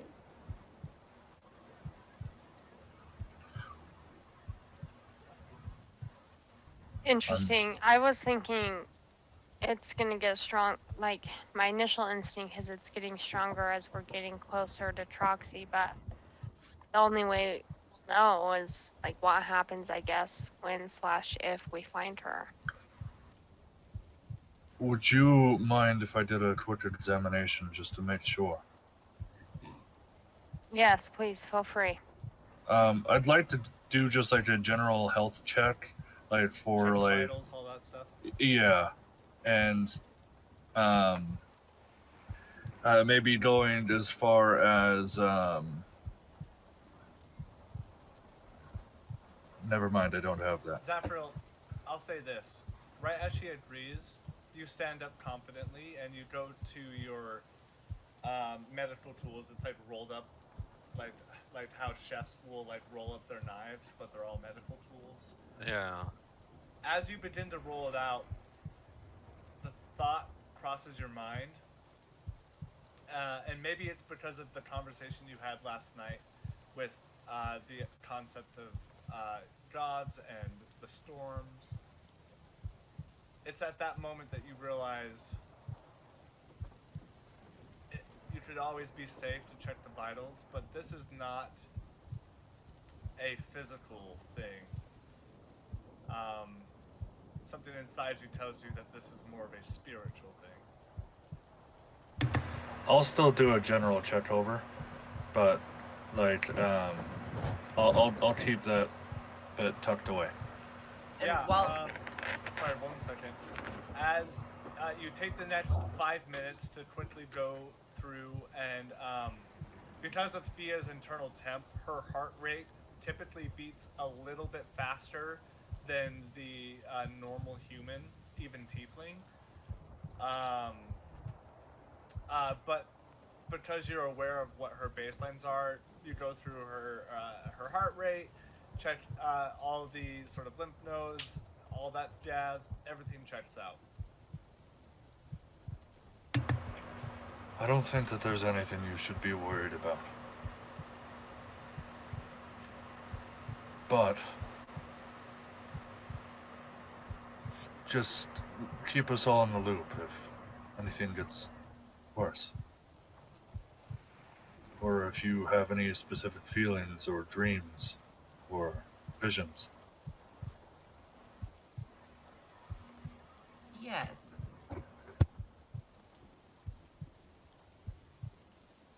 Yeah, it's weird. I slept walk last night, but I didn't dream. You know, I did have that dream about Troxy that I told you guys about, but I haven't had much since. So, but I'll keep you posted, especially if this heartbeat gets any stronger. Before it was more faint. I could actually hear it like ever since I had the dream, really. It was like every once in a while.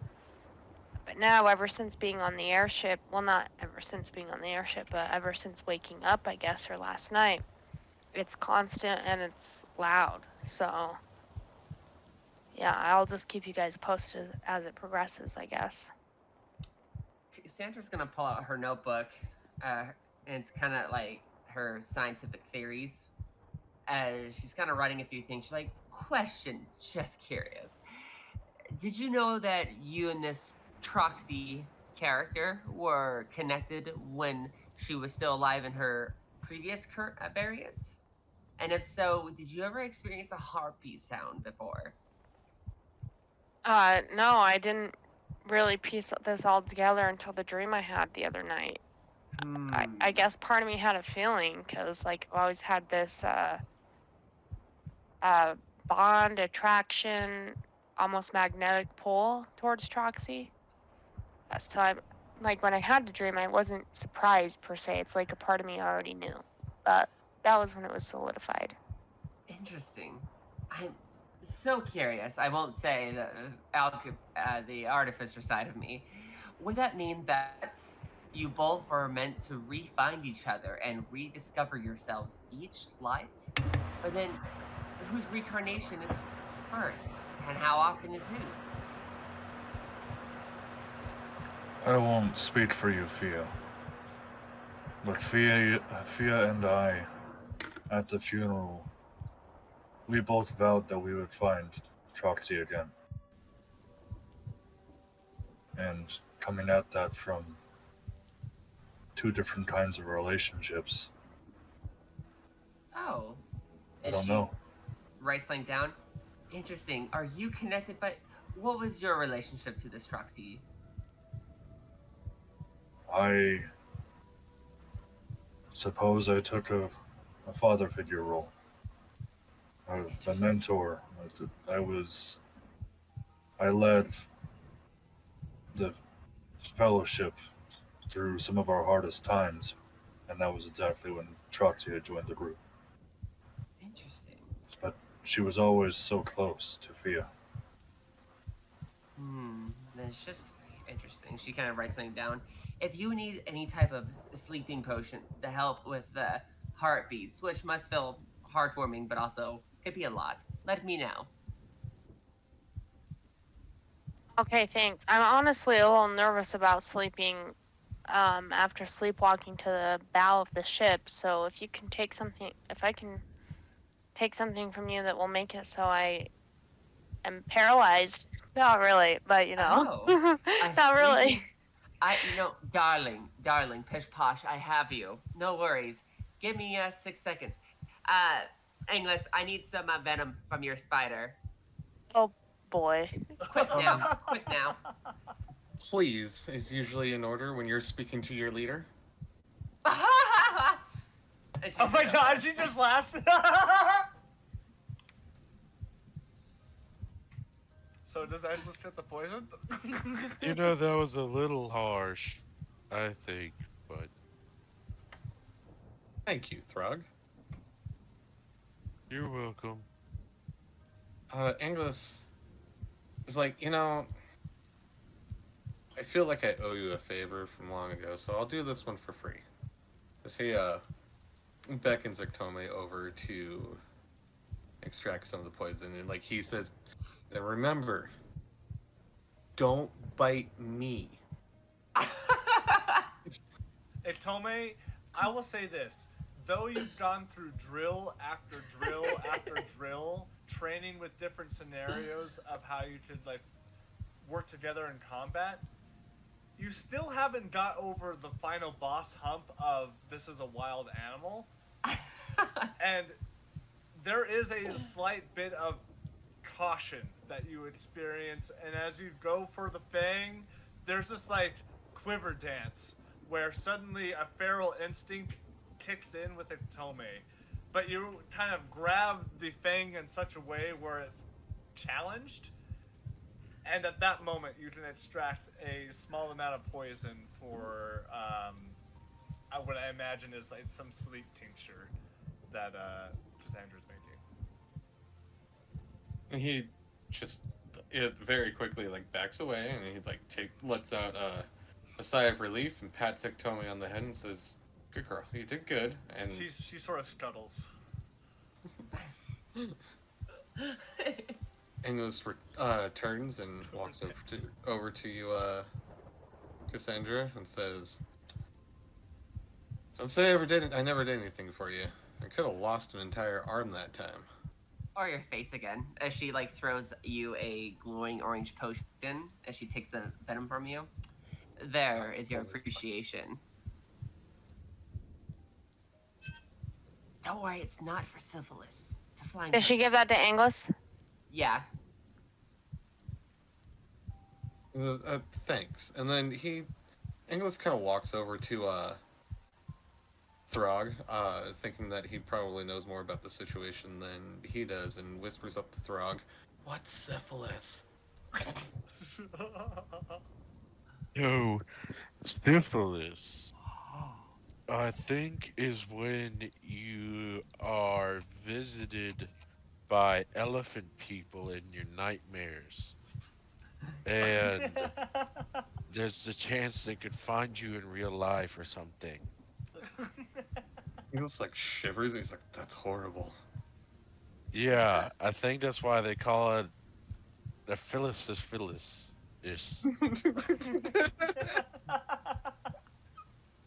But don't quote me if that's wrong, but I'm pretty sure.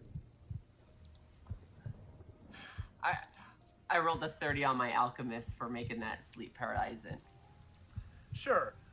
We'll say that it may not be super paralytic because you're able to sort of like dilute it in such a way where like the toxins are still present, which makes it effective. However, I'm going to kind of give this the ballpark of like taking melatonin plus before bed. I was gonna say, like, if Fia is fully conscious, like, say she has to pee in the middle of the night, like, maybe then it's not paralyzing, but if she's half asleep or sleepwalking, then it is. I don't know how magic Yeah, we don't works. want to make you incontinent. Yeah, Yeah. Cassandra's gonna come up with like this milky purple vial that actually has her biting apparatus on it. She's like, take this before bed, and I can't say how strong because I just made it. But you know, empty out your bowels and bladder before you go to bed. Oh boy. Well, you see, I always have to pee, even if I go to the bathroom before bed. So we'll see what happens. Hopefully, maybe I can still do that. It's like Maybe that Hulk meme, I always have to pee. Maybe just sleep on the bottom bunk. You know, that way there's no overhead cost on anyone else's behalf. And make sure you bite down on these two little parts with your canines. All right, have fun. At which point, I look at it terrified. right as that happens, can I get a little bit more volume on that storm? The ship rocks instantly, unexpectedly, to most of the people outside of Throg. Everyone kind of either almost stumbles over or has to quickly readjust themselves, and you hear a muffled yell up top.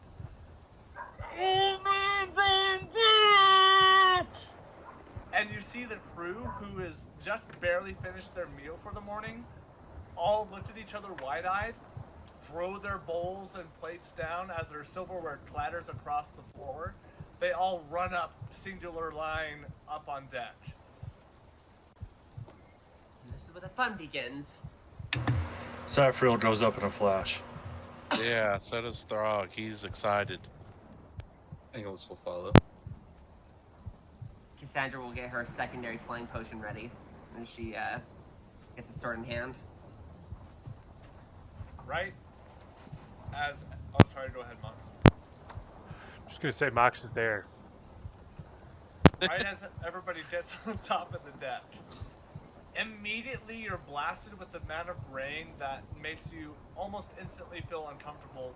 Part of those that are like, aside from Zaphreal and Throg, really, you're getting hit with rain pellets that almost feel like, you know, about a quarter-size bid just slapping across your face, and visibility is nearly like maybe like 20%.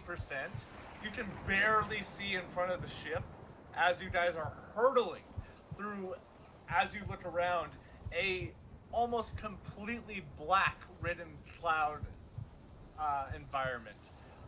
The only bits of light coming through the storm are the several series of lightning bolts that crash through the clouds. One of them nearly hitting the mast if it weren't for the lightning rods that are installed at the top of each one. Zaphreal asks for God for some aid, huh? It's at this point, before anyone steps up, between all of you, I need you to elect 3 people that are going to help in whatever way they feel like they can to get this ship through the current circumstances as the crew is doing their best to maintain course. I would like to volunteer. Same. Actually, I'll wait, see if anyone else is first before I say I will. Does anybody have any objections for Throg? No. Okay, so we need 2 more. English will come with. Endless, we need 1 more. I guess Zaphreal this is like his bread and butter. Like, Hold on. Cassandra, are you sure you don't want that 3rd slot? No, I'll give the Zaph. I mean, you technically spoke first, so it's okay yeah, if you take it. yeah, I'm fine with whatever. I'll give the Zaph. Okay. This is bread and butter. All right. As the I'm pretty sure it's Derek. What is the captain's name? My love, Derek. can you? Hold on. Yeah, you gotta check for me though. She said that so long ago. I think I have it written down here somewhere. Actually, hold on.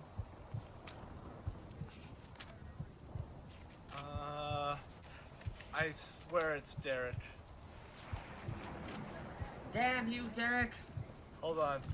I found. Damn you to hell. 2nd May, Mako, Derek, Amy, Grim, John. I don't have a name of the captain. Captain, oh captain, it's Captain O'Malley. Oh, gods. The alley cat. Yeah, exactly. Oh, no. Yeah, our Tabaxi captain. Yep, to best. Yep. Yeah, he's a red tabaxi. Scruffy looking hell, too. He has like a part, like 90% of his tail is complete except for the last 10%. It's just like bare skin. Okay. Anyways, O'Malley yells out, "Everyone!" I don't know what you say on a ship, so I don't fucking care. The ropes and the mast and whatever. The crew is just has the manpower to barely stabilize, but it's a fucking rough ride. I'll say that, like, for the most part, everybody can kind of like hold on to something, and it's enough to sort of like pull through. But any amount of turbulence might make you guys vulnerable. So, as the storm begins to only intensify the further you travel north, I need Throg to step up to the plate. So can I? Throg is going to ask Cassandra for a flying potion. Yeah, she'll, she like chucks that thing at you. Yeah, from across the ship, you just see in slow-mo as a couple rain pellets sort of gleam off the glass bottle as you catch it. pull the cork off with your teeth and look. Are you able to make more of those, or just the one? Yes! She yells Okay. out. He's going to go into a rage, turning into a giant size, Okay. and he is going to start flying and pushing the ship by basically taking the driver's seat, as using his Okay. storm giant knowledge and basically living through this for most of his formative years. Storms like this are basically all his village ever had. He will push through and kind of I'm trying to think, in a almost like a dance with the storm. He's dancing with the winds in the storm to kind of plow through the winds, kind of like he's riding the current, like in Finding Nemo, how they ride that. That's kind of how he's doing. He's using his primal DNA to do that. So, I really love that. I need you to tell me what skill check that applies to, and roll it. Maybe strength, since I'm pushing a ship around. Sure, if you want to go straight, that's fine. Okay. Go ahead and roll that at advantage because you're raging.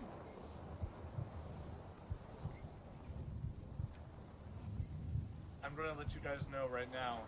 Each DC from each check will raise just a little bit. That's fair. Huh. I guess I got rid of my character sheet at some point. Okay. I don't know when I did that. No, like I closed down the tab that had it open, I guess? I don't know. Oh, okay. I was so concerned. I was like, huh? So athletics or just straight strength? You know what? In my opinion, I feel like, strength is a good choice, but I think athletics dials in more to sort of what you're doing. So I would say athletics. Okay. Uh, 23. I almost want to sort of describe some of your movements as a combination from like a bodybuilder's routine with the techniques of water bending from Avatar. So like you implement different flexes and different ways you grab and actually try to manipulate the ship, but in doing so you sort of move like water that's falling from the sky. And we'll say that we'll wait for the skill challenge to end. However, there is a noticeable difference. You realize there's a lot less drag on the ship, which creates a little bit more stability on board. Next person up the bat, it's either going to be Engless or Zaph. So it's up to you two. All right, Engless, you're up, dude. How do you want to somehow help the ship get through the storm? So the captain was shouting something about the ropes, right? Yes. Did they just like break free? Do they need to be retied? Like, what's going on with those? We'll say that there, two of the deckhands are holding onto the rope, but they're struggling at like getting any ground, because when they try to pull, they just get pulled forward like 3 feet and lose the amount of rope they just gained. So that could be a way that you could help the ship for sure. Okay. So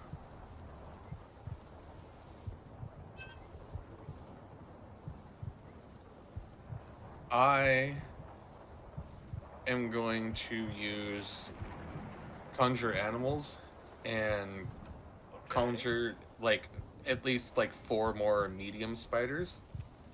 Okay. And you hear English whistle for Xehtom as he starts giving her instructions for her and the rest of the spiders to help pull down the ropes and then secure them tighter with their webbing. Okay. So, I realized maybe giving the pressure to the player with Evan was a little too much, so I'll give you an array of options. I'll take animal handling, I'll take persuasion. I'll take nature. I'll take strength, but that's only because athletics is already taken. And I'll take arcana, technically. Yeah, we're definitely gonna go with animal handling. Perfect. 17. That was literally the DC. Oh shit. Oh, shit. So right as Itomi turns her apparatus around, she slings out some web that unfortunately kind of catches up some of the, one of the, we'll say it was Grim. And he goes, oh shit! And he gets kind of caught up in the web, but that one rope is now secured. Grim is actually eventually able to sort of like unstitch himself, at which point you sort of like, what does it look like when you cast your spell?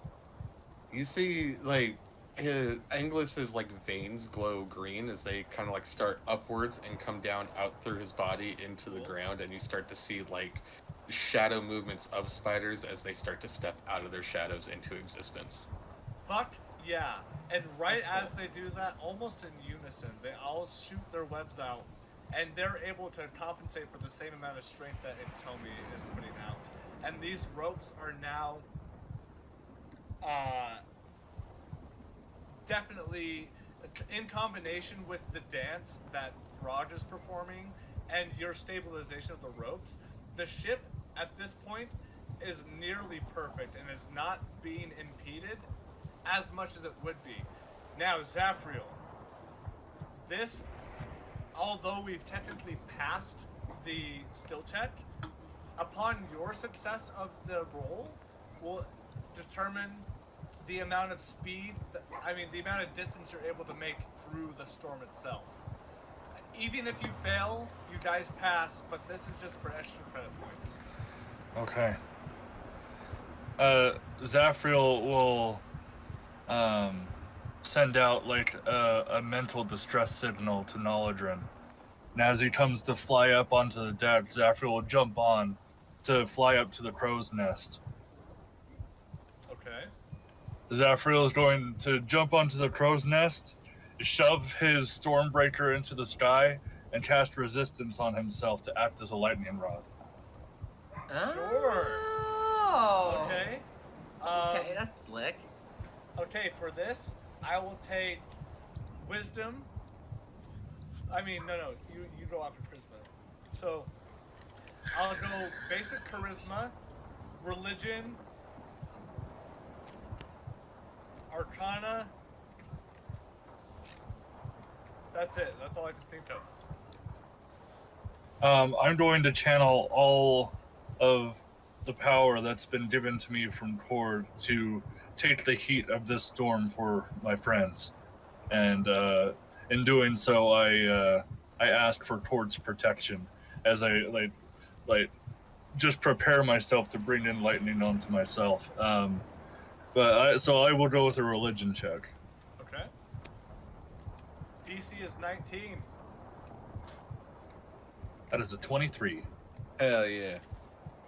Right as the ship is able to get to the most amount of equilibrium that it will be through the storm, about 10 minutes goes by, and you can hear that the shouting, although it's present, is not necessarily as frantic.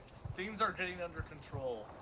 Right as a huge flash, Zaphreal, your eyes go white. Everything like you're hearing just goes zzz. And for like 2 beats, you find yourself gasping as you hold your weapon strongly into the sky.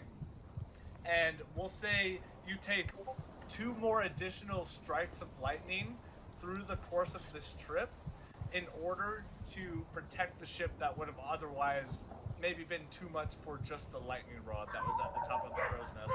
Hold, please.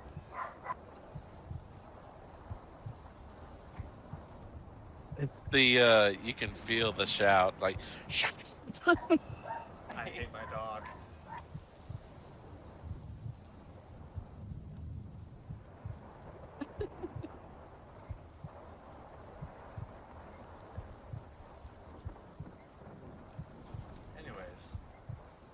Zaphreal, I'm going to say this specifically gives you a point of exhaustion. Not to punish you, but hey, you're getting strike with lightning. Hell yeah. And with that, time will pass for maybe another 45 minutes when suddenly, without any anticipation, you go through a veil. And this veil happens to be a brief respite of the storm. And as you guys sail through the storm clouds, everybody feeling literally beaten down by the weather, there's a brief amount of sunshine. And down below, as you look off the sides of the ship, Fia, this is literally the exact same perspective you had when you had your dream 2 nights ago. I just scream out, "This is it, everybody! I don't know if it's safe to land, but we should if we can." Cassandra just jumps into the bows of the ship as the sun comes pouring out. Captain O'Malley hears your beckon, and he begins to descend in this clearing of rain. And after about 8 minutes of a slow descent, you are able to land in a part of the forest that would be accessible to the airship, at least enough for, like, you know, when a helicopter sort of hovers over the destination. You guys are able to jump out just above the tree line and one by one land into the forest below. At this point, Evan, the music I'm looking for is more swampy, but not necessarily scary. I don't know if that makes sense. But I'm keeping the rain and keeping the heartbeat. Can I kind of describe something? Sure. So from being struck multiple times, those who notice or not, Zaphreal has like, I'm not sure if you guys have seen this, but like a webbing of scars that go all the way down his body from like. Have you guys heard of that happening from someone getting struck by lightning? Yeah. Yeah, actually, yes. No. Yeah. Here, let me share Oh, a yeah, picture. yeah. It basically lights up their entire nervous system onto their skin. Like a As tattoo. scar. Because Really? it's flowing through your electrical signals, your nervous Right. system Yeah. to the point of ground. It looks like a spider web covering the body, but more like a birthmark kind of color. Interesting. I didn't know that. It's horrible. I'm gonna post it in chat. This isn't exactly kind of what it looks like, but that's kind of the idea. Basically. Wild. Okay. Yeah, I've seen that before. I'm surprised he's alive.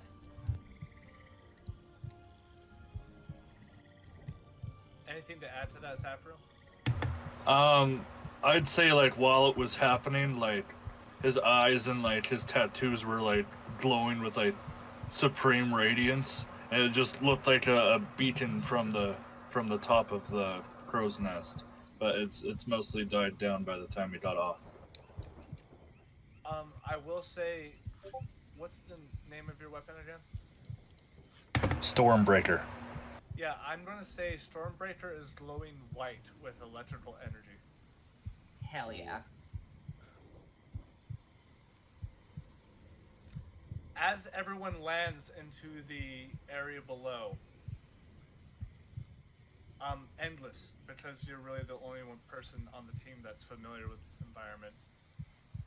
Though you've only spent maybe a handful of weeks compared to other locations you've been through your line of work, the immediate area around you is like nothing that you would find in any book or any story that anybody ever had to tell about the description of Nim's Forest.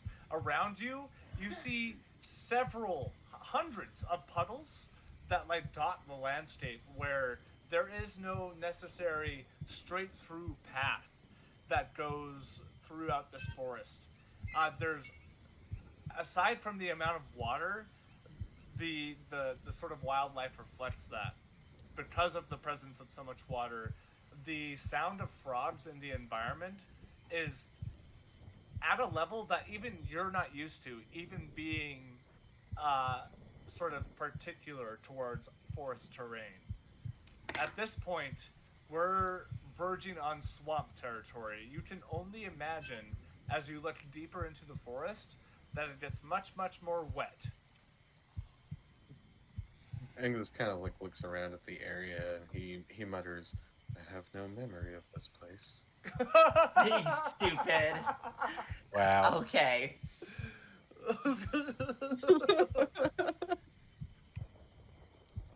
There's a. There you go. Oh, Literally. come on, I had to. No, I liked it. No, it was good. It was good. He says to everyone, "This is not like anything I've ever heard before. It is going to be much more wet in every direction. Pick a direction." Ha! Cassandra That's- comes out with an umbrella. That's what she said. Yes, that's what I was thinking too, Ron. Good job. Oh my god. I was taught by the best. You're welcome. You know, the more I think about it, maybe she's summoning this storm, or they are. Troxy.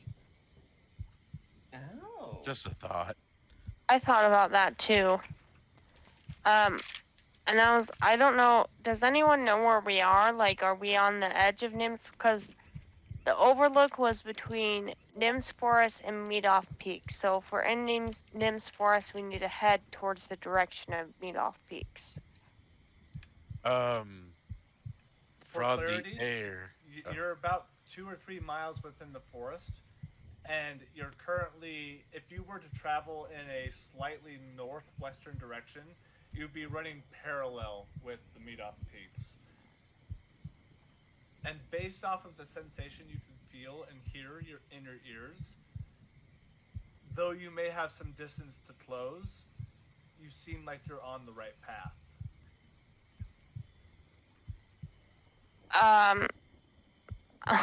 I don't know what else to do, so I'll just do this odd little, like, walk around circle, I guess. Like, go northwest, every direction, and see which way the heartbeat starts to get stronger.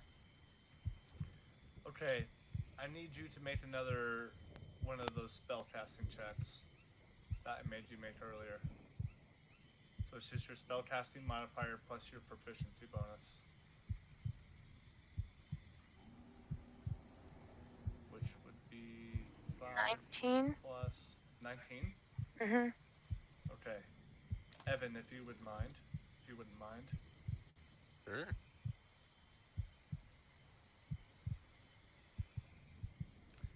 As you begin, that was clever as fuck, by the way. No, go back. That was clever. As you start to sort of like kind of walk in a circle loosely, the water that you're stepping in, these puddles, are also making you wet. Which is interesting because it's not just the rain, opposably. And as you face sort of a off-kilter northern direction, the heartbeat increases in speed.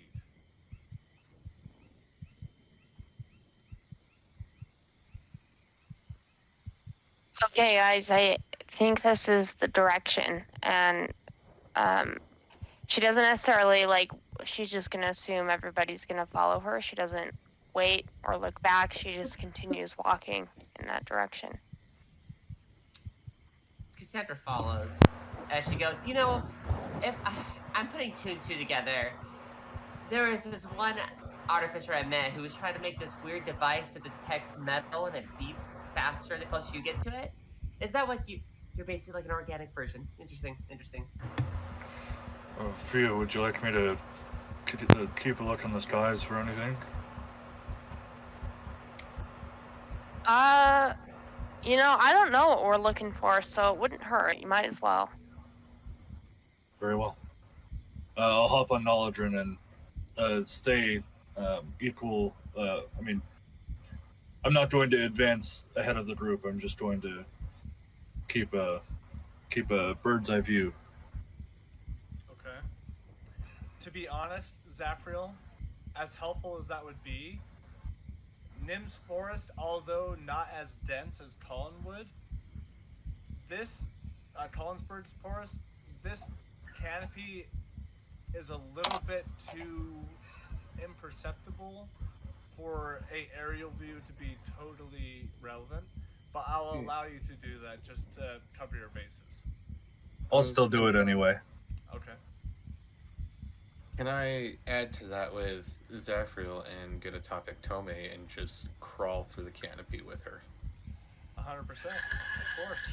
And actually, because I'm going to give you the benefit that this is technically not a swamp quite yet, since this is your favorite terrain, people, because they're following you, are not going to be impeded by such things. You can point things out, kind of lay out a path.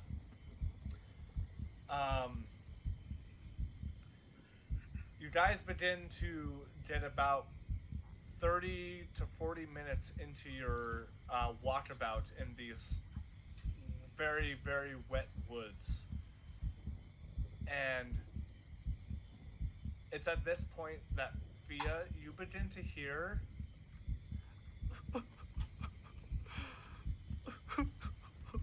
just like quiet whimpering to oneself. You hear it in an omnipresent sort of manner, so discerning a location from it is hard, but you don't only hear these whimpers, but you feel them, and your chest kind of compresses in on itself.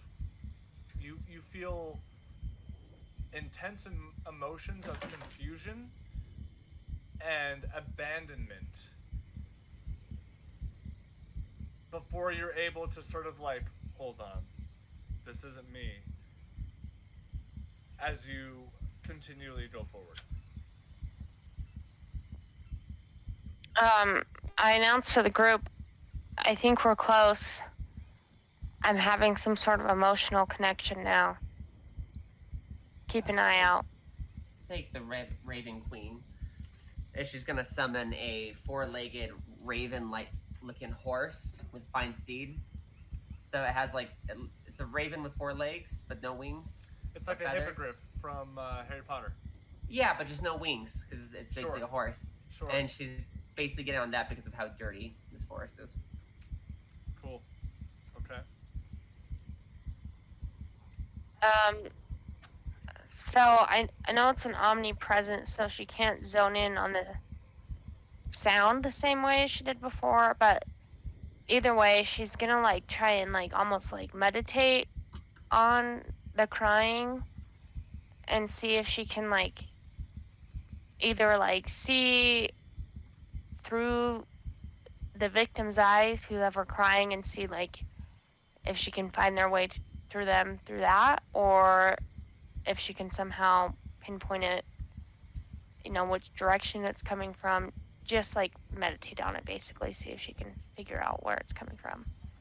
As you meditate, you sort of stop in the center of a large pool, and you sort of look around your environment before you close your eyes and focus on the whimpering.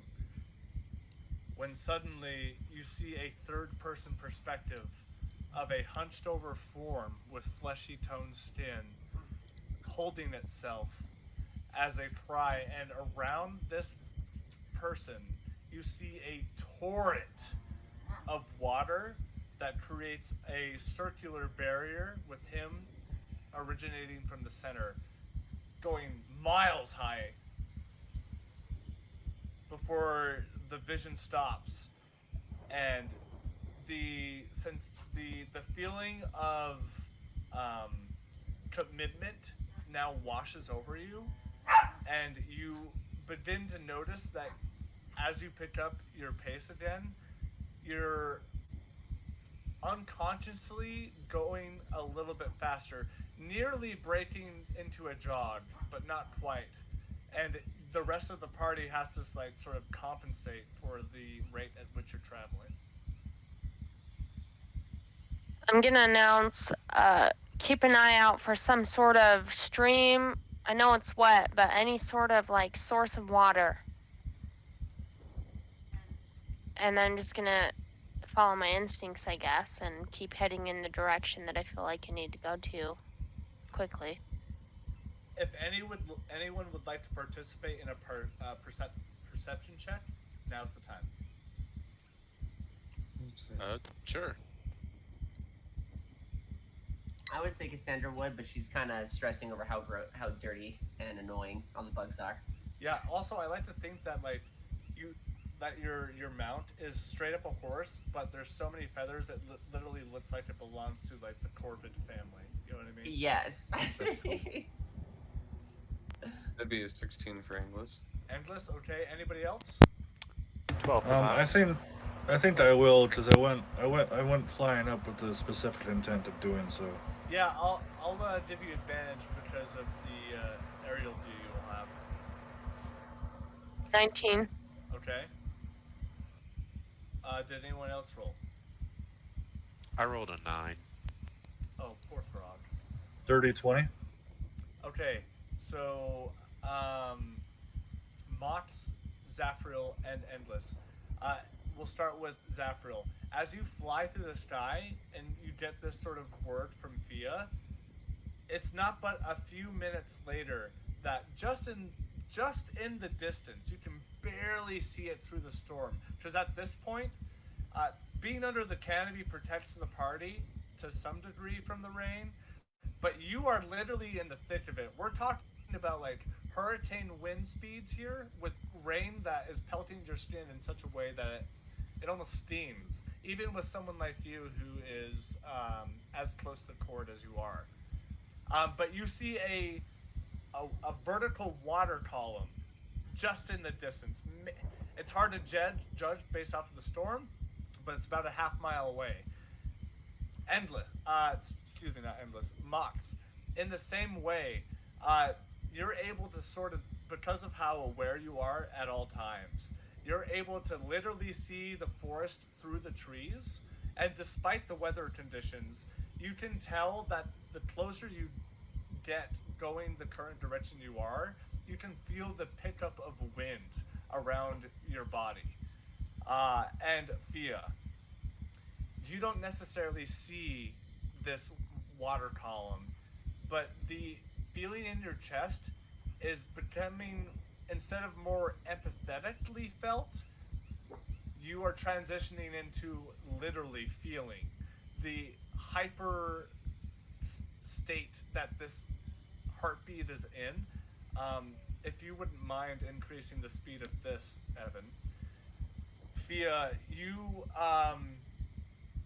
start to lose your sense of self the closer you get, and at this point you're nearly at a running speed as fast as you can like realistically travel through this marshy forest. And at this point you're kind of moving on instinct alone, and it's at which point, after just a few moments, Zaphreal, the wind and the rain, as you approach this water column, forces Nolladrin back down into the canopy below, because as mighty of a beast he is, this is too much for him to handle. It's alright, friend. You tried your best. He sort of roars and takes you down as you join the rest of the party.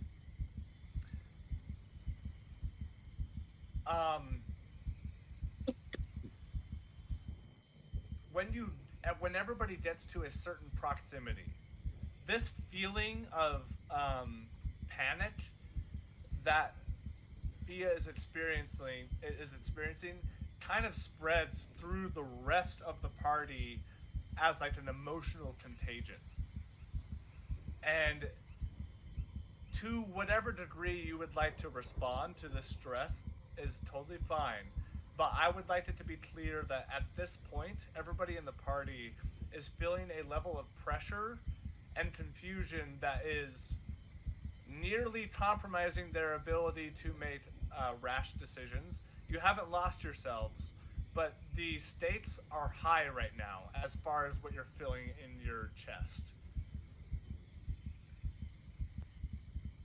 As the party resumes, you get into this small clearing where it's maybe 100 feet wide at most, just a little bit bigger than the clearing that you came down in your airship. And in the center of this is a large water column that goes up 100 and so feet before it kind of disappears into the cloudy terrain above. All of those astute enough, even Throg with his connection, is able to recognize that this right here is what is perpetuating out there. And as you get into this clearing, you maybe make it 10 feet into the clearing before getting pushed back forcibly by the insanely fast wind speeds that are being generated off of this water column. And it's at this point, Fia, you know that's where Troxy is. I'm gonna try. Man, I don't know if I have the spell. I think about it all the time, so I should just equip it. I am going to do a bit of a skill check here. So, unless if you want to say some words, I'm going to jump into that.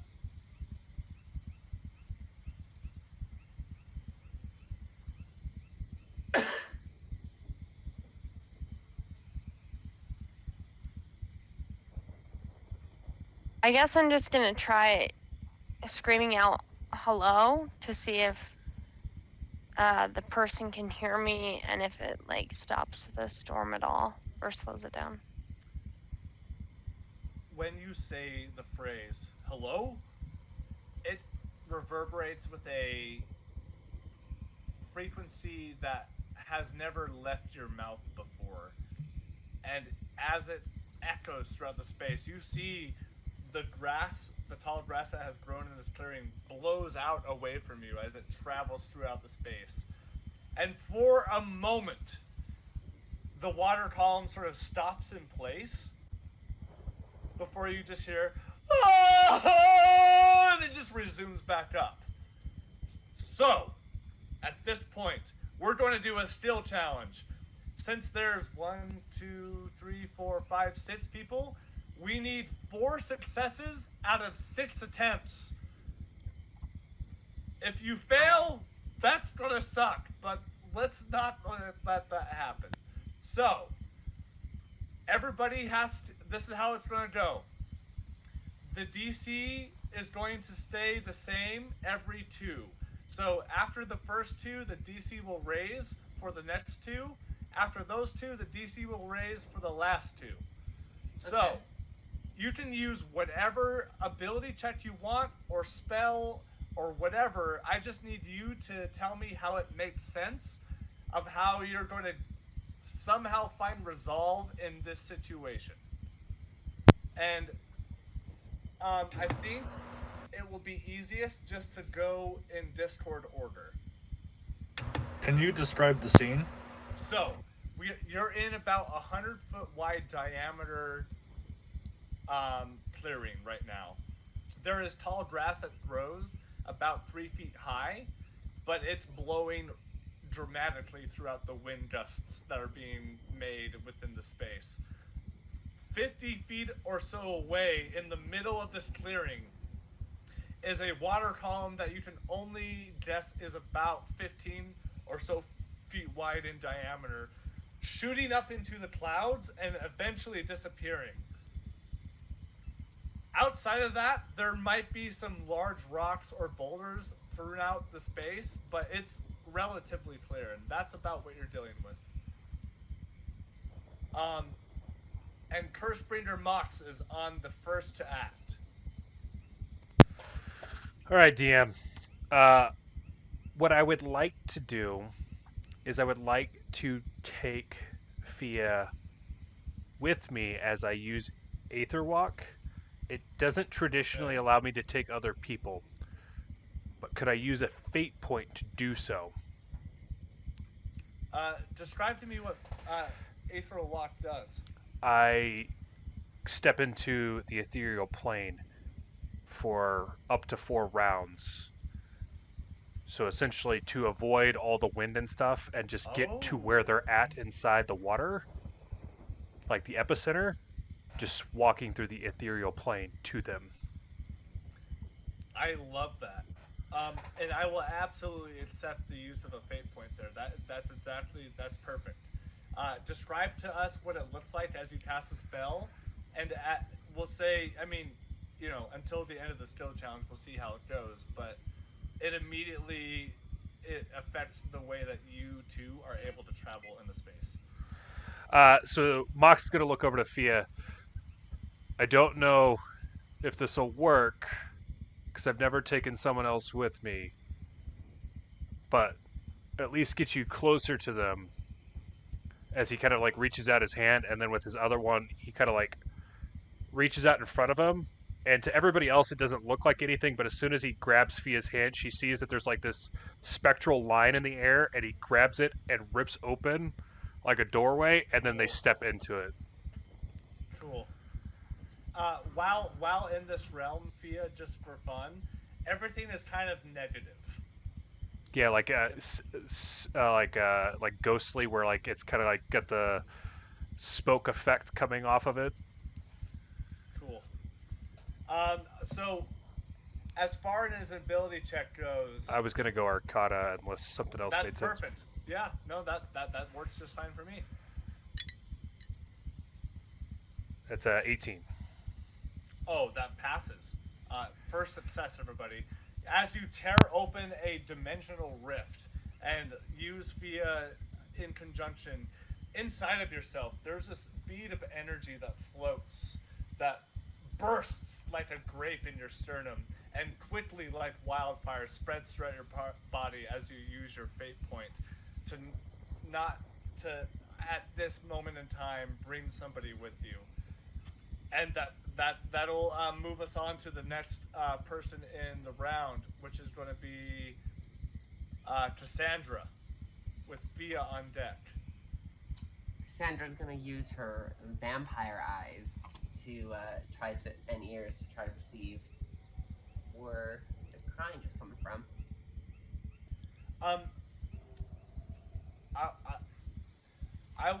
I will say that like you inherently have a feeling that it's coming from the water spout, so I'm down for you to use like perception or something as a skill for this skill challenge, but I might need a little bit of a different context, because I'll say that everybody in the party at this point is aware of Troxy's location. Let me. So we're aware of the. I'm trying to think of what I could do or what I have the situation. I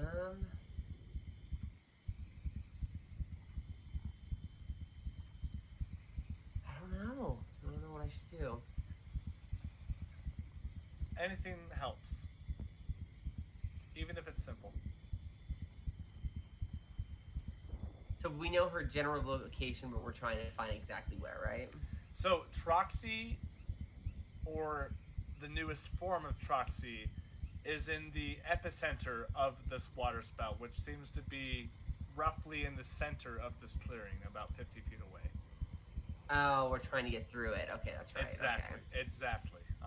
Sorry. Could I use Booming Blade to attack the water and use that thunder damage to create a wide enough opening? Okay, sure. I like that. So, for this skill check, I'm going to have you roll an attack with the weapon that you're choosing. And that will determine if you beat the DC or not. She puts her hand on her hilt and grabs the hilt of the sword as she gets in a ready stance in front of the water, as it looks like almost like lightning is kind of seeping out of the top part of her hilt. Not hilt, her sheath. Cool. As she and one just almost lightning fast cut as thunder explodes around her. She attacks the water. Cool. Nat 20, so a 30. That beats the DC. So we'll say upon the chance to enter, you have now created a entrance with your booming blade as you strike true into the water. I'll be right back, guys. I'm sorry, I have to pee. Right as Cassandra, with vampiric speed, dashes through the rain, and before you know it, has summoned the power of lightning into her blade as she creates an opening with a single slash. The next person up is Fia, and then Endless, potentially, before you get off. Unless if you want to let Endless go first. Just to make sure English can have his turn, I'll let English go. Okay. Endless, how would you like to participate in this skill challenge? We're at 2 successes, and we need 4. So essentially, what is it that we are trying to do here? We're trying to get to Troxy, new Troxy, or whatever. Who's in the middle of this water spout, 50 feet away, and it's a crazy amount of hurricane speed light storms going on. And all you need to do, whether it's helping an ally or somehow finding a way to get Troxy out, is what you're trying to do right now. Okay.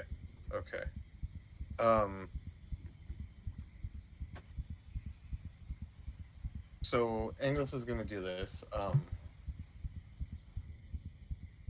While being atop of Xehtom, Angus is gonna activate haste, which would give with spell share. Xehtom would get it as well. Beautiful. And using our speed that way, I kind of want to just create a barrier of webs around us to prevent, just in case if there is any kind of force that would knock us back, it would be there to catch us. Cool. So the way that I'm imagining it is every 10 or so feet, if Tommy just creates some sort of barrier that kind of blocks the wind coming your direction. Is that kind of what you're imagining? Okay, cool. Yeah. I'm going to call for an animal handling check. I will make my screen bigger. I Better will say rolls. the DC now has increased because we're in tier 2 of the skill check. Does a 17 make it? A 17 just barely makes it. Damn. So we'll say that over the course of 30 or 45 seconds, Xehtom is able to produce 3 barriers that not completely, but obstructs the wind just enough to reduce the resistance of people who are traveling forward. With our 3rd success. Now, Fia, you're up. This could determine the success of the team challenge, the team skill challenge. Okay, since there's a gap that Cassandra has created, I'm gonna do my best. I'm gonna use a persuasion check, and I'm gonna do my best to make eye contact if I can through that little hole that Cassandra has just created. Okay. If not, either way, I'm still just gonna yell across the way. We're here to help you. I know you're confused, but we're allies. And if you're a reason for the storm, maybe ease up so we can reach you. Wow. Make a persuasion check, please.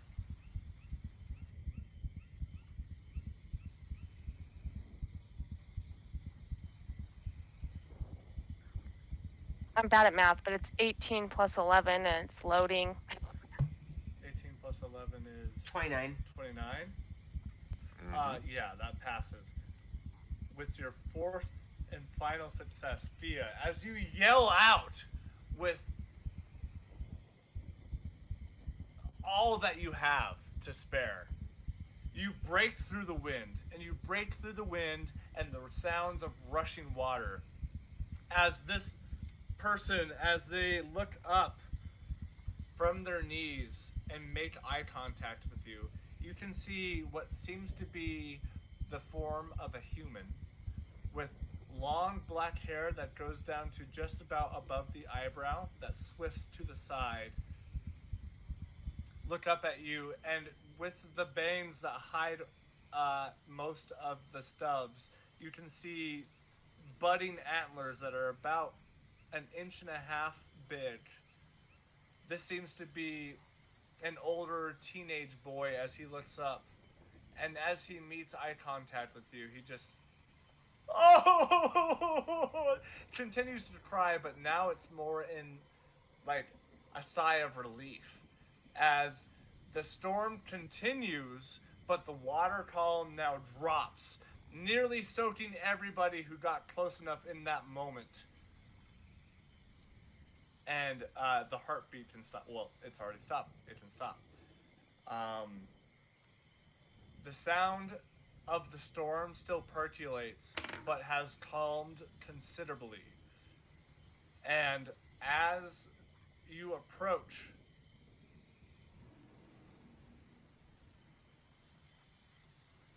actually, I need the group to tell me how they approach. We're going to say that there's about a 20-foot distance between you and your quarry. So do I not need to make a check? What's that? Do I not need to make a check? What do you mean? You never Oh, got yeah. to make it. Yes, sorry. Yeah, you don't need to make a check because we only needed 4 successes out of 6. Okay. I'll go. Oh, sorry. I was just I'll- going to say Throg stays back and does nothing. And I'll go first, and I'll approach in a way that's like unthreatening, I guess. Like I'll approach slowly and kind of with my hands out in an unthreatening way. And just say like, thanks for letting the wall down. We're here to help you. I don't know if you know anything of your past, but we know you from one of your past lives.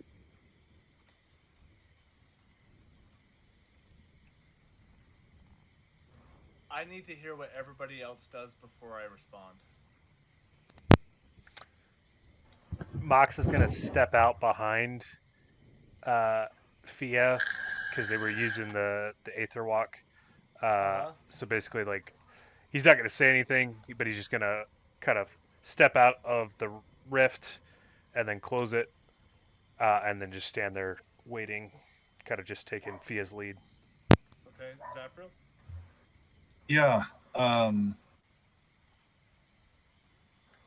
Zaphreal will walk in and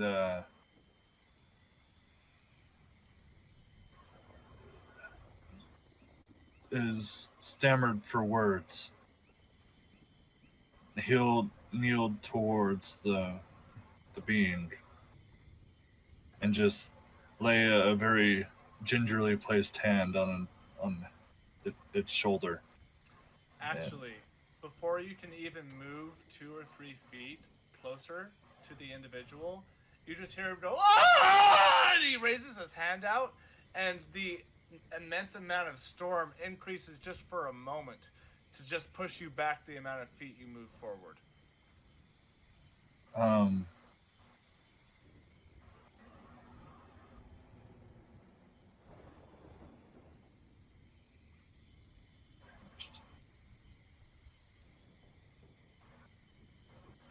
Cassandra, what about you?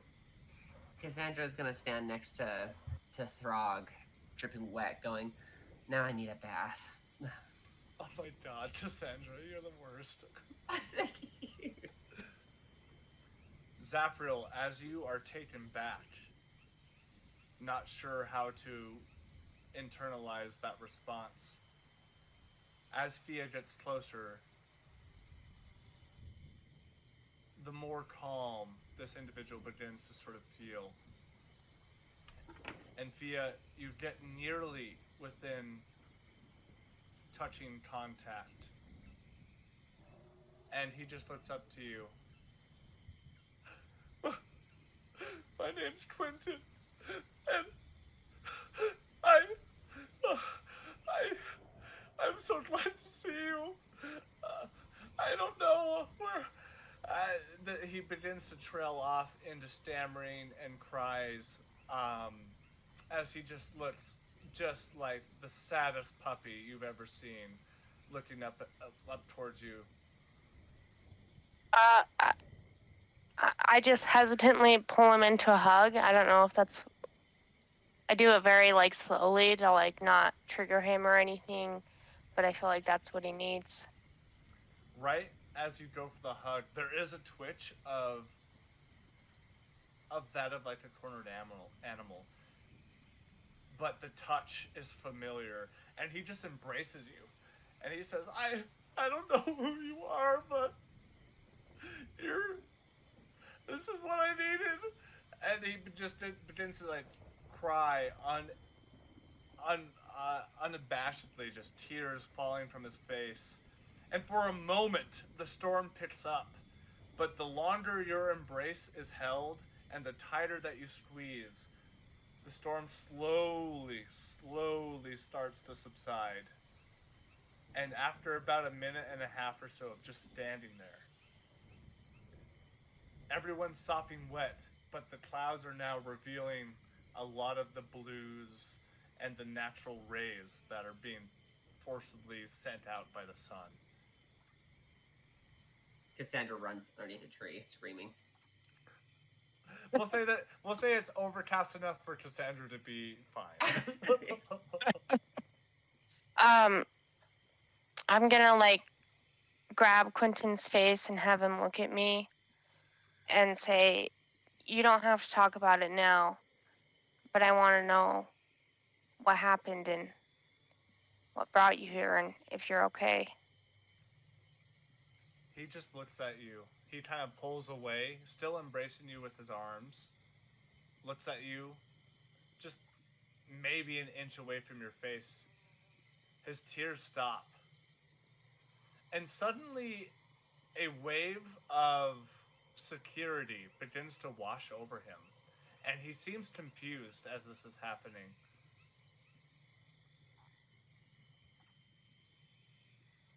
And he grabs the back of your head and kisses you deeply. And that's where we'll leave off for tonight's session. Oh? Oh shit. Oh?